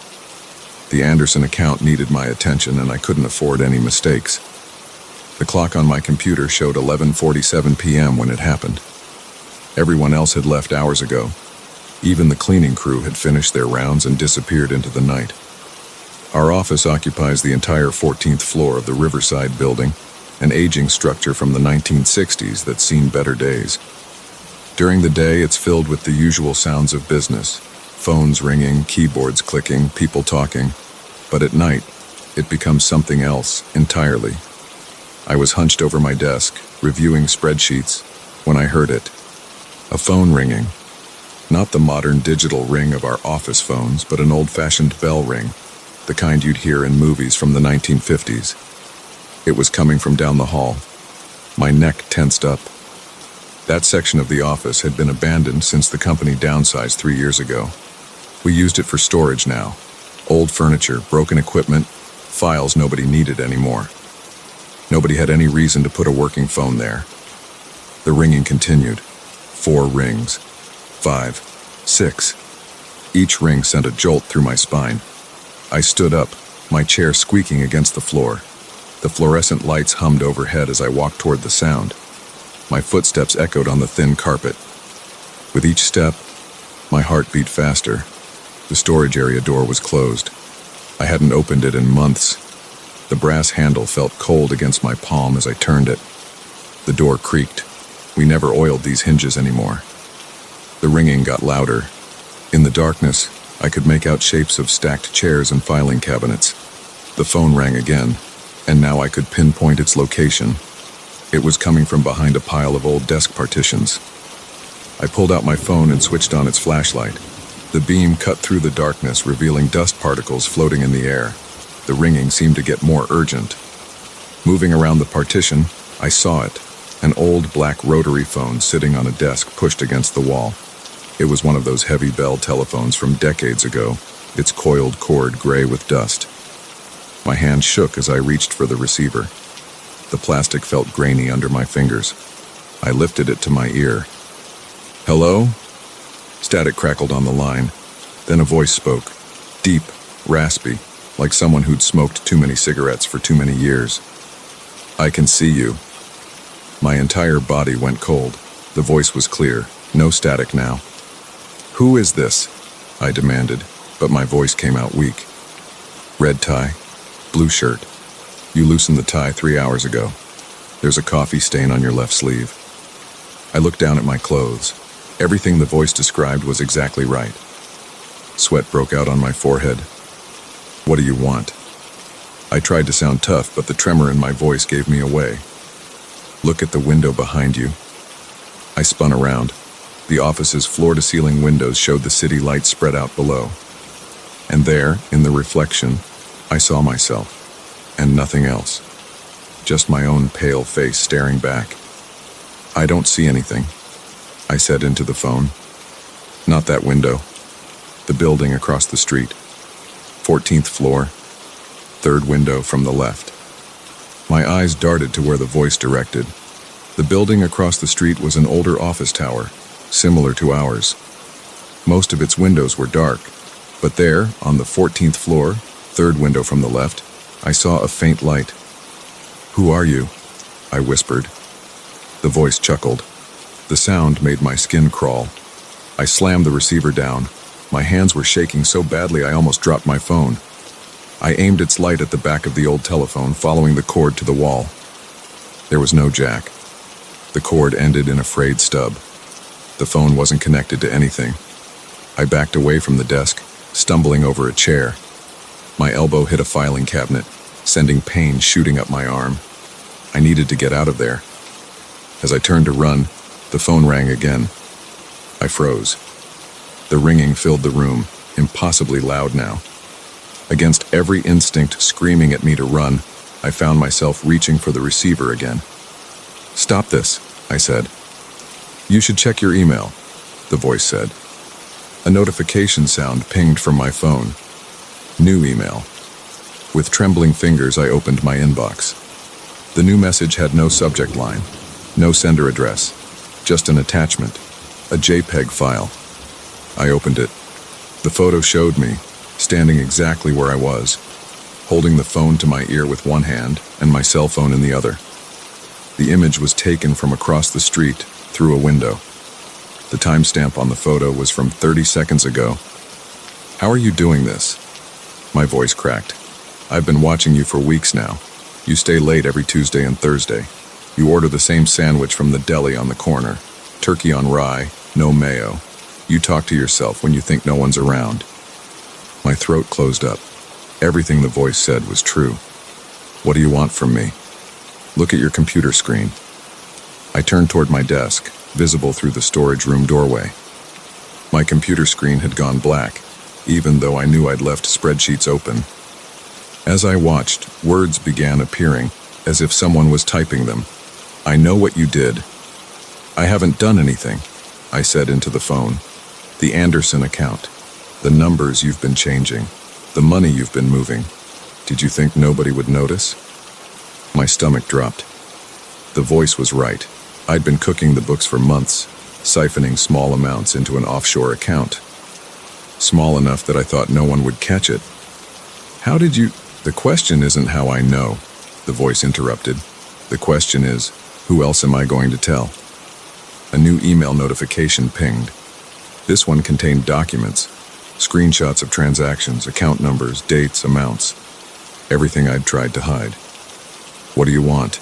I asked again, but I already knew the answer. 500,000. Bitcoin. I'll send the wallet address in a minute. "You have until midnight tomorrow." "That's impossible. I don't have that kind of money." "The Anderson account does, and you know how to move it, just like you've been doing, but bigger this time. One last transaction." "I can't." "Third drawer down, right side of your desk," the voice said. "The bottle of scotch you keep there. You'll need it tonight while you work. And don't bother trying to trace this call. You already saw the phone isn't connected." The line went dead. I lowered the receiver slowly. My shirt was soaked with sweat. Looking at my computer screen again, I saw the threatening message had disappeared. My spreadsheets were back, showing the Anderson account I'd been manipulating. Another email arrived. Just a string of numbers and letters, a Bitcoin wallet address. I walked to my desk on shaky legs, opened the third drawer on the right. The bottle of scotch was there, just where the voice said it would be. My phone buzzed with a text message from an unknown number. The clock is ticking, and I'm still watching. I looked at the window, at the building across the street. The light in that window was gone now, but I knew someone was there, in the darkness, watching. They had evidence of everything I'd done, everything I'd tried to hide. I opened the scotch bottle and poured a generous amount into my coffee mug. The voice was right. I'd need it tonight. I had work to do, numbers to change, money to move. Bigger numbers this time. One last transaction. As I pulled up the Anderson account files, my phone buzzed again. "Smart choice. Don't forget, midnight tomorrow. And remember." I looked up at the window. "I can see you." I worked through the night, the scotch burning in my throat, my fingers flying over the keyboard as I committed bigger crimes to cover smaller ones. The phone in the storage room never rang again. It didn't need to. The voice had made its point. When dawn came, I was still at my desk, the bottle nearly empty, the transactions complete. $500,000, converted to Bitcoin, waiting to be transferred. I'd bought myself another day of freedom, but I knew it wouldn't end here. Someone had been watching me, recording everything. They knew my patterns, my habits, my secrets. As I packed up my things, a final email arrived. No sender address, no subject line. Just 3 words. "See you tomorrow." I looked at the window one last time before leaving. The morning sun reflected off the building across the street, making it impossible to see inside that window on the 14th floor. But I knew someone was there. Someone was always there now. The old phone sat silent in the storage room as I walked past, its disconnected cord a reminder that some things don't need wires to reach out and grab you. Some things just need to watch and wait and know your secrets. I left the office with the taste of scotch in my mouth and fear in my gut. I had 24 hours to figure out my next move, But with every step I took, every corner I turned, I felt eyes on me. And somewhere, in an office across the street, someone was watching, waiting for midnight. The security guard nodded as I passed through the lobby. "Working late again, Mr. Thompson?" I forced a smile. "You know how it is, Joe. Some things just can't wait till morning." If he noticed my rumpled clothes or the smell of scotch, he didn't mention it. I pushed through the revolving door into the early morning air, joining the first wave of commuters heading to work. They all looked so normal, so unburdened. None of them knew what it felt like to be watched, to have their secrets exposed, to be caught in a trap of their own making. My phone buzzed one last time as I reached my car. Another unknown number. "Drive safe. I'd hate for anything to happen to you before our deadline." I started the engine and pulled out into traffic, checking my rearview mirror every few seconds. The building grew smaller behind me, but I couldn't shake the feeling of being watched. The voice had said they'd been watching for weeks. How many other things did they know? How many other secrets were they waiting to reveal? I had 24 hours to find out. 24 hours before I had to make a choice. Pay the money and hope they'd disappear, or what? Go to the police? Turn myself in? Every option led to disaster. The morning sun filled my windshield, but I felt cold. Somewhere in the city, someone was watching me through a lens, recording my movements, collecting my secrets. And all I could do was wait for midnight, when the old phone would ring again with its impossible connection, and the voice would tell me what came next. Some things don't need wires to destroy you. They just need to watch and wait and know exactly where to strike.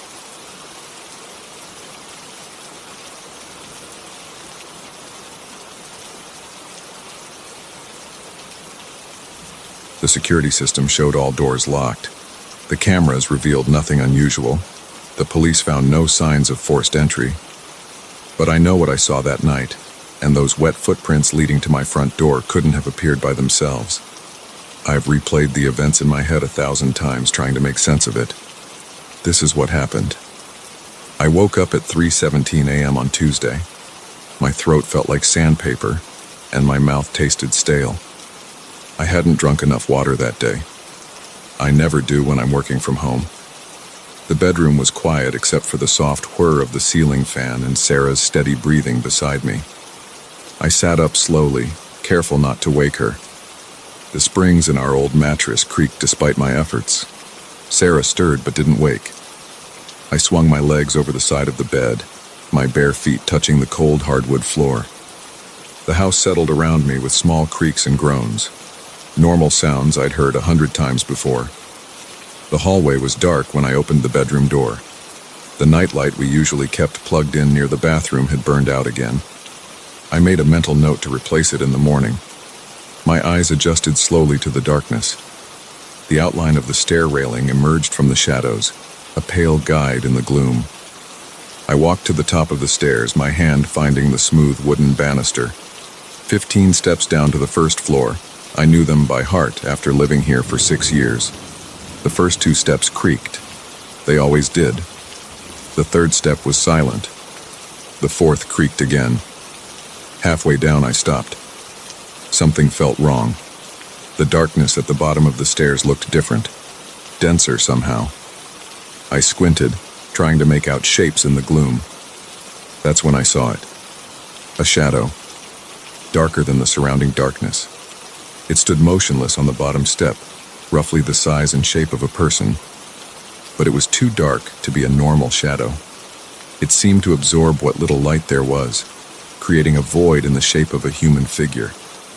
My hand gripped the banister harder. The wood groaned under my fingers. I couldn't move. My breath came in short, sharp bursts. My heart pounded so hard I could feel it in my throat. The shadow didn't move. It just stood there as if waiting. I tried to convince myself it was just my eyes playing tricks. Lack of sleep, too many late-night horror movies, the basement door casting weird shadows. But I knew our basement door was on the other side of the house, and this shadow looked solid, real. My mouth went even drier. Sweat beaded on my forehead despite the cool air. I needed to turn on the lights. The switch was at the bottom of the stairs, just past where the shadow stood. My legs wouldn't move. I forced myself to take another step down. The stair creaked, a sound that seemed impossibly loud in the silence. The shadow remained still. Another step, another creak. 5 more steps to go. The shadow stayed where it was, but I could have sworn it grew slightly darker. 4 steps left. My palms were sweating now, slipping slightly on the banister. 3 steps. My heart was beating so fast I thought it might explode. 2 steps. I could feel the cold radiating from the shadow figure. 1 step. I lunged for the light switch, my hand slapping against the wall. Light flooded the stairwell. The shadow vanished instantly like it had never been there at all. I stood frozen, gasping for breath, my hand still pressed against the switch. The stairwell looked normal. No sign of any intruder. No strange shadows. Just the familiar beige walls, hardwood steps, and white painted banister. I let out a shaky breath and tried to slow my racing heart. That's when I noticed the footprints. Wet footprints marked the hardwood floor, leading from the bottom step to the front door. They were clearly defined, the shape of bare human feet, water darkening the wood. I followed them with my eyes. They went straight to the front door, which was still locked with both deadbolts engaged. I checked the door. The chain was still latched. Both deadbolts were secure. The security system's LED display showed green, no breaches, all sensors intact. I touched one of the footprints. The wood was definitely wet. My hands shook as I pulled out my phone and opened the security app. The camera feed showed nothing unusual in the last few hours. Just an empty foyer. No sign of any intruder. No shadow figure. But the footprints were right there in front of me, water slowly seeping into the wood. I ran back upstairs, taking the steps 2 at a time. I burst into our bedroom, startling Sarah awake. "What's wrong?"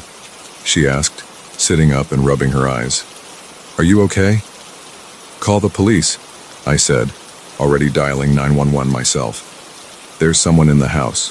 Or there was. I don't know." The police arrived 12 minutes later. 2 officers swept the house while I explained what happened.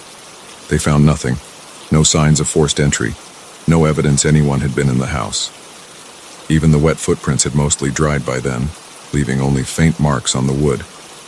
"Your security system's been armed all night," one officer said, checking the control panel. "No alerts, no sensor trips. All windows are locked from the inside.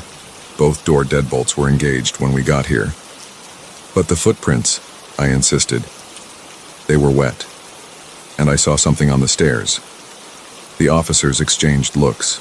I knew how it sounded, but I hadn't imagined it. The shadow had been real. The footprints had been real. They took my statement and left, promising to patrol the area more frequently for the next few nights. Sarah tried to convince me it was just stress, lack of sleep, an overactive imagination. Maybe she was right. But I couldn't shake the feeling of wrongness that lingered in the house. I didn't sleep the rest of that night. I sat in the living room with all the lights on, watching the security camera feeds on my laptop. Nothing unusual appeared. The house stayed quiet. But every few minutes my eyes were drawn to the front door, where faint marks still showed where the wet footprints had been. The next day, I installed more security cameras and motion sensors. I replaced every light bulb in the house with brighter ones. I even hired a locksmith to add a 3rd deadbolt to the front door. Sarah thought I was overreacting, but she didn't argue. She hadn't seen what I saw. 3 days passed without incident. The security system recorded nothing unusual. The new cameras showed only empty rooms and hallways. The motion sensors stayed quiet. I started to think maybe Sarah was right. Maybe it had been stress or exhaustion playing tricks on my mind. Then came Friday night. I was working late in my home office trying to finish a project due Monday. Sarah had gone to bed hours ago. The house was silent except for the soft clicking of my keyboard and the hum of my computer. At 2:43 a.m., the temperature in my office dropped suddenly. I could see my breath in the air. The computer screen flickered once, twice, then stabilized. That's when I heard it. Footsteps on the stairs. Slow, wet sounds, like someone walking with soaked feet. My whole body went cold. The footsteps continued, one at a time, moving down the stairs. I pulled up the security camera feeds on my second monitor. The stairwell camera showed an empty staircase, but I could still hear the wet footsteps. Step, step, step. I switched to the foyer camera. Nothing there either, but the footsteps kept coming. My hands shook as I reached for my phone to call the police again. The footsteps reached the bottom of the stairs. Then silence. I held my breath, straining to hear any sound. The temperature dropped even lower. Frost began forming on my office window, on the inside. A shadow passed by my office door. Not a normal shadow cast by something moving in the hallway. This was the same darkness I'd seen on the stairs, a void in the shape of a person. It paused outside my door. I could feel it waiting there. The door handle began to turn slowly. I watched, paralyzed, as it rotated degree by degree. The latch clicked. The door swung open. Nothing stood in the doorway. But the darkness there was wrong, deeper than it should have been. And it was moving, flowing into my office like black smoke, but keeping its human shape. I scrambled backward, knocking over my chair. My phone clattered to the floor. The shadow figure took another step forward. The temperature plummeted. My teeth started chattering. The shadow raised what might have been an arm, reaching toward me. I lunged for the light switch. My fingers found it, flipped it up.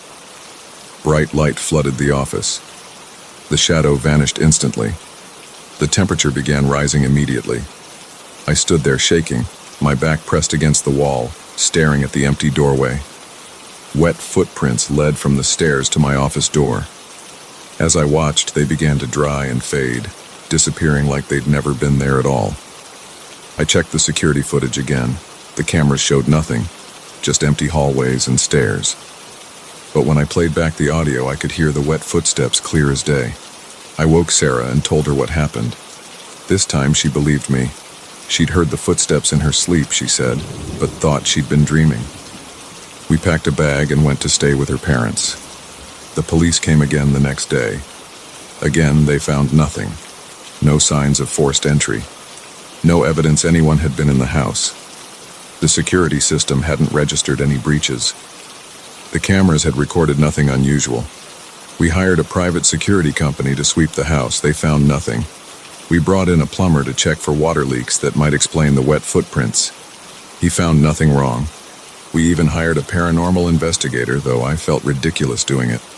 She spent a night in the house with her equipment but recorded nothing unusual. We moved out 2 weeks later. The house sold quickly. The real estate market was hot and the neighborhood was desirable. We didn't tell the buyers about what happened. What could we say that wouldn't sound crazy? I still check the security cameras sometimes, accessing them remotely through the app we never uninstalled. The new owners haven't reported anything strange. The cameras never show anything unusual. But sometimes, late at night, I swear I can hear wet footsteps through the audio feed. The police never found an explanation for what happened. The security company couldn't explain it. The cameras never caught anything. But I know what I saw. I know what I heard. And sometimes, on rainy nights when I wake up thirsty, I take a bottle of water to bed with me, just in case. I've tried to find similar stories online. Reports of shadow figures, wet footprints, cold spots. I've found a few that sound similar, but nothing exactly like what we experienced. Part of me hopes I never find a matching story, because that would mean whatever was in our house that night might be in other houses too. The footprints were real. The shadow was real. The cold was real. I don't know what it was or why it came to our house.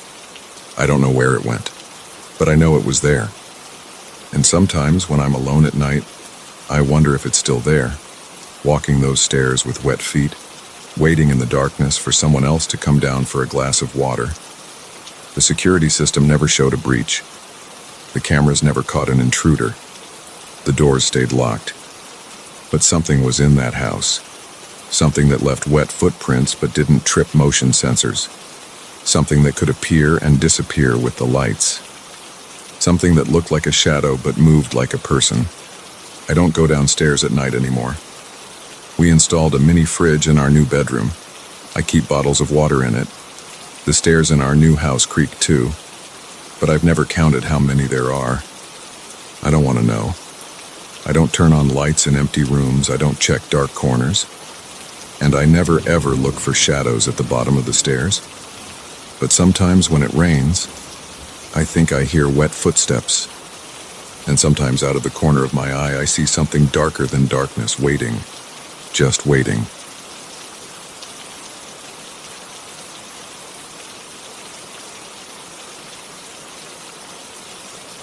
The first time I heard it, I was 400 feet up Victory Wall in the Adirondacks.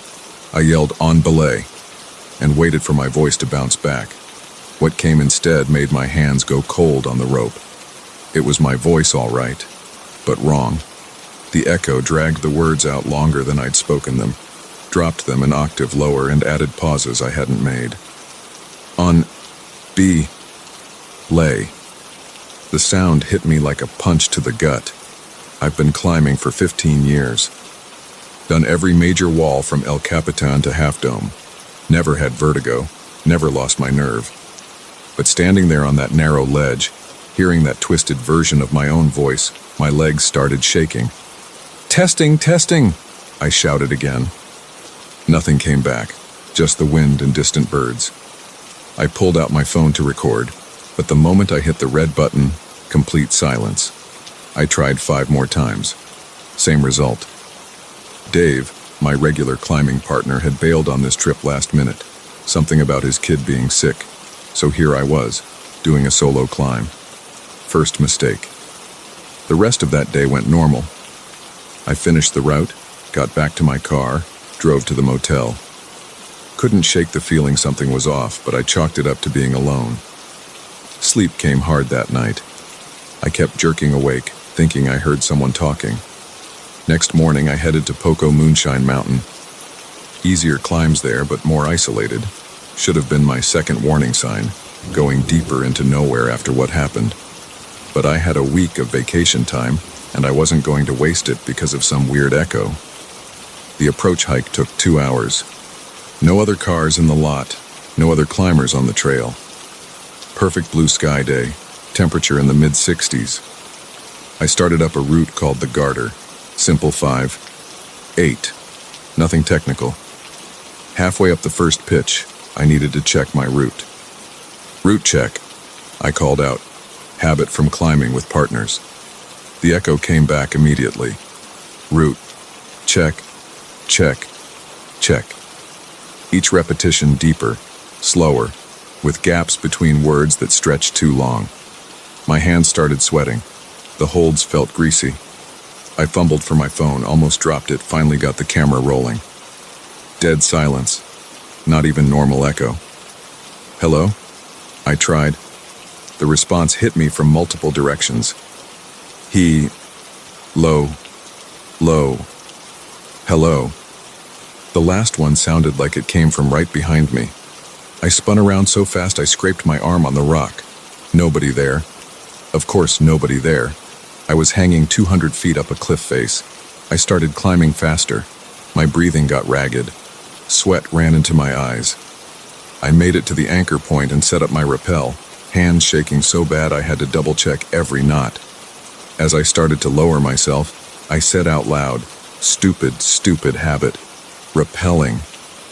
The echo stretched it out like taffy. Rap, pel, ling, ing, ing. Each iteration darker, deeper, more distorted. Like something trying to learn how to speak by copying me but getting it wrong. I hit the ground running. Literally running, stumbling over rocks and roots back to the trail. Got to my car, peeled out of there, gravel spraying. Drove straight to the nearest town, Lake Placid, and got a room at the Holiday Inn. Sat there all night with the TV on loud, jumping at every sound. Next morning I almost went home, should have gone home. But I've never backed down from a climb, never quit mid-trip. Stupid male ego. So instead, I drove to a different area, Beer Walls. Popular spot, usually crowded. Not that day. Parking lot empty again. But the routes there were short, easy. I could bang out a few quick climbs and still feel like I accomplished something before running away. First climb went fine. No echoes. I started to relax. Maybe it had just been stress, lack of sleep, being alone too long. I set up for a second route.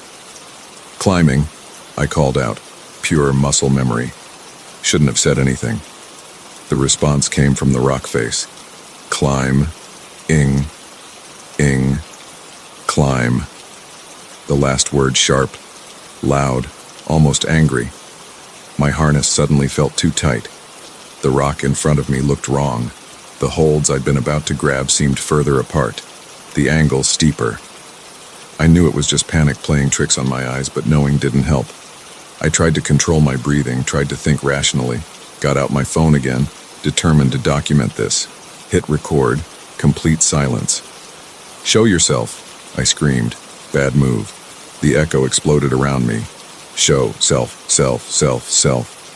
Each repetition came from a different direction, overlapping, creating a chorus of my own voice distorted into something inhuman. I dropped my phone. It bounced once and skittered over the edge. I didn't even watch it fall. I was too busy getting out of there. Back at the hotel, I called Dave, told him everything. He listened quietly, then said what any sane person would say, that I was stressed, tired, probably dehydrated. Told me to come home, get some rest. I agreed, packed my gear that night, planning to leave first thing in the morning. But as I was throwing stuff in my duffel bag, I got angry. At myself, at whatever was happening, at the idea of running away. I've never left a climbing trip early, never. So I stayed. Picked the most popular wall in the area, Cathedral Ledge. Places usually crawling with climbers, tourists, families taking photos. No way I'd be alone there. Except I was. Not another soul in sight when I pulled into the lot at sunrise. The morning fog still clung to the base of the cliff. I got out of my car, heart already hammering. Hello? I called out. My voice sounded thin in the morning air. The echo came back like a swarm. Low, hello, low. Different pitches, different speeds, all wrong. All my voice, but not my voice. I started walking backward toward my car. My foot hit something, my chalk bag fallen from my hand. I bent to grab it. The voices stopped. I straightened up slowly. Silence. Complete silence. Not even birds or wind. Then I heard it, right beside my ear, in my own voice, but stretched and warped. Bend. Down. Again. I ran. Dropped everything. Gear, chalk bag, car keys. Just ran blind through the parking lot onto the road. Flagged down the first car I saw, an old guy in a pickup. He took one look at my face and let me in. I called the police from his phone. They found my car, my gear. Nothing else. No evidence of anyone else being there. No recordings, not on my phone, which they found smashed at the base of beer walls, not on the GoPro in my gear bag. That was 3 months ago. I haven't climbed since. Haven't gone higher than a stepladder. I've been through every rational explanation. Stress, altitude sickness, carbon monoxide from a faulty camp stove, hidden speakers, other climbers playing tricks. None of them fit. Last week, I got a letter from Dave. He's planning a climbing trip to the Adirondacks. Wants me to come along, get back on the horse. Says he's found some interesting new routes on Victory Wall. I haven't answered yet, but sometimes, late at night, I catch myself thinking about those cliffs, about what's up there waiting, about whether those echoes were trying to tell me something. Sometimes I pick up the phone to call Dave and accept his offer, but then I remember that last voice, so close to my ear, and I put the phone down. But here's the thing that really keeps me up at night. I never told anyone exactly what that last echo said. Not Dave, not the police, not even in this story until now. Because it didn't just say, bend down again. It said, bend down again, Mike. I never said my name out loud during that entire trip. I've moved since then, changed my phone number, stopped climbing. But every now and then, when I'm alone in my apartment, I hear something that sounds like an echo. Like my own voice coming back wrong. And sometimes, just sometimes, I think about going back, about climbing up that wall one more time, about finally recording that voice, proving I'm not crazy. But then I remember something else. Whatever it was, it learned my name. What else could it learn if I gave it another chance? So I stay away from mountains now. Stay away from cliffs and caves and anywhere else an echo might live.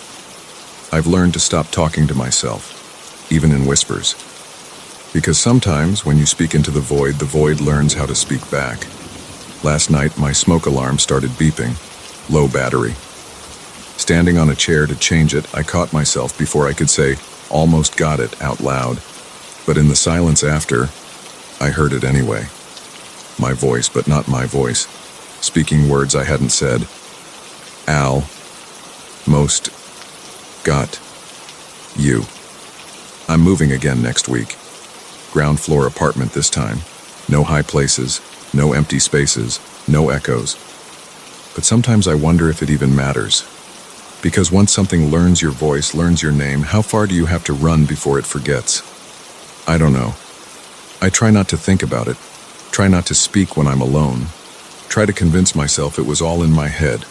But right now, as I'm typing this, I can hear something in the next room. Something that sounds like my voice, practicing words I haven't spoken yet. I should stop writing. Should delete this whole thing. Should pack my bags and move somewhere crowded and noisy, where no echo could possibly find me. But I know it wouldn't matter. Because the truth is, we all talk to ourselves sometimes. We all make sounds that can be learned, copied, twisted.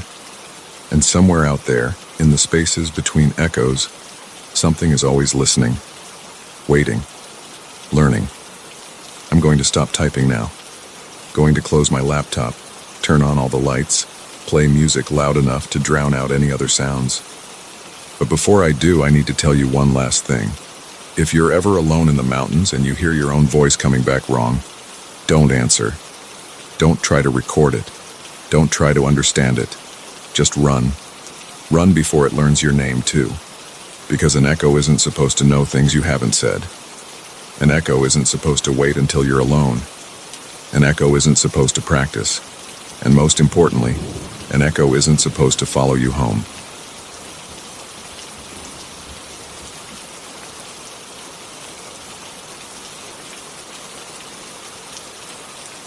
I noticed the clouds had moved when I was eating breakfast on Tuesday morning.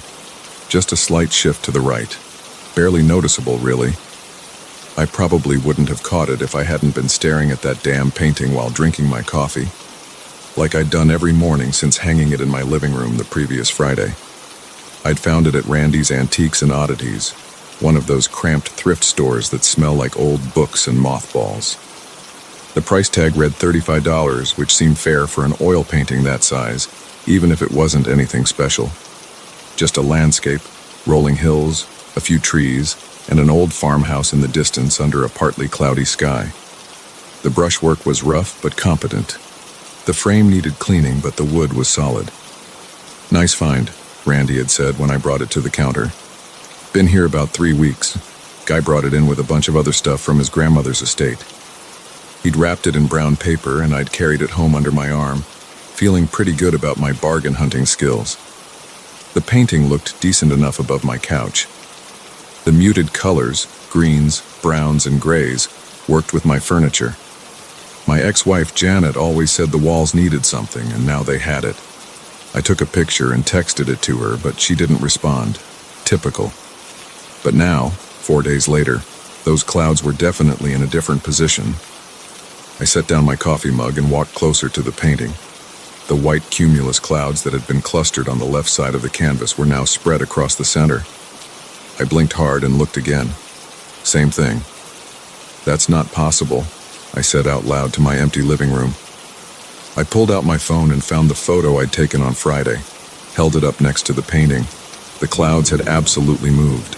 I told myself it had to be a trick of the light, or my memory playing games. Paintings don't change. I went to work and tried to forget about it. By Wednesday evening, I couldn't deny it anymore. The farmhouse in the distance was closer now, bigger.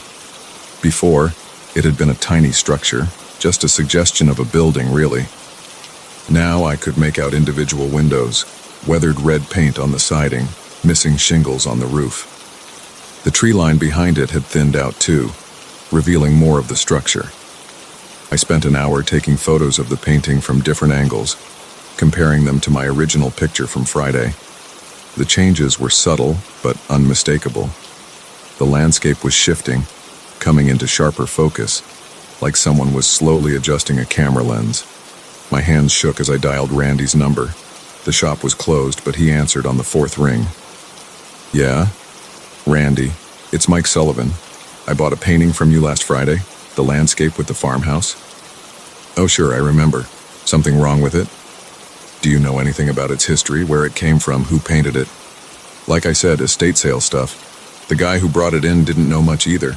His grandmother had it in her attic for years." "Why?" I hesitated. "Have you ever heard of paintings changing?" Silence on the line. Then Randy cleared his throat. "Changing how?" "Never mind. Thanks anyway." I hung up before he could respond. That night I couldn't sleep. I kept getting up to check the painting, turning on lights, taking more photos. Around 3 a.m. I noticed something new. A figure in one of the farmhouse windows. Just a dark shape, but it hadn't been there before. I was sure of it. Thursday morning I called in sick to work. I needed to watch the painting to document what was happening. I set up my laptop on the coffee table and started a video recording. Hour after hour, nothing seemed to change. But when I played back the footage at high speed, I could see it. The subtle shifts in light and shadow, clouds drifting, branches swaying in a wind I couldn't feel. The figure in the window moved too. It came closer to the glass, became more defined. By sunset, I could make out the shape of a face. Gaunt, hollow-eyed, staring out at me. I should have taken the painting down then. Should have burned it or thrown it in a dumpster. But I couldn't look away. I needed to know what would happen next. Friday morning, the farmhouse filled most of the canvas. The original rolling hills were gone, replaced by dead brown grass and bare earth. The remaining trees were twisted and black, their branches reaching toward a sky that had turned the color of bruised flesh. The face in the window was clearly visible now.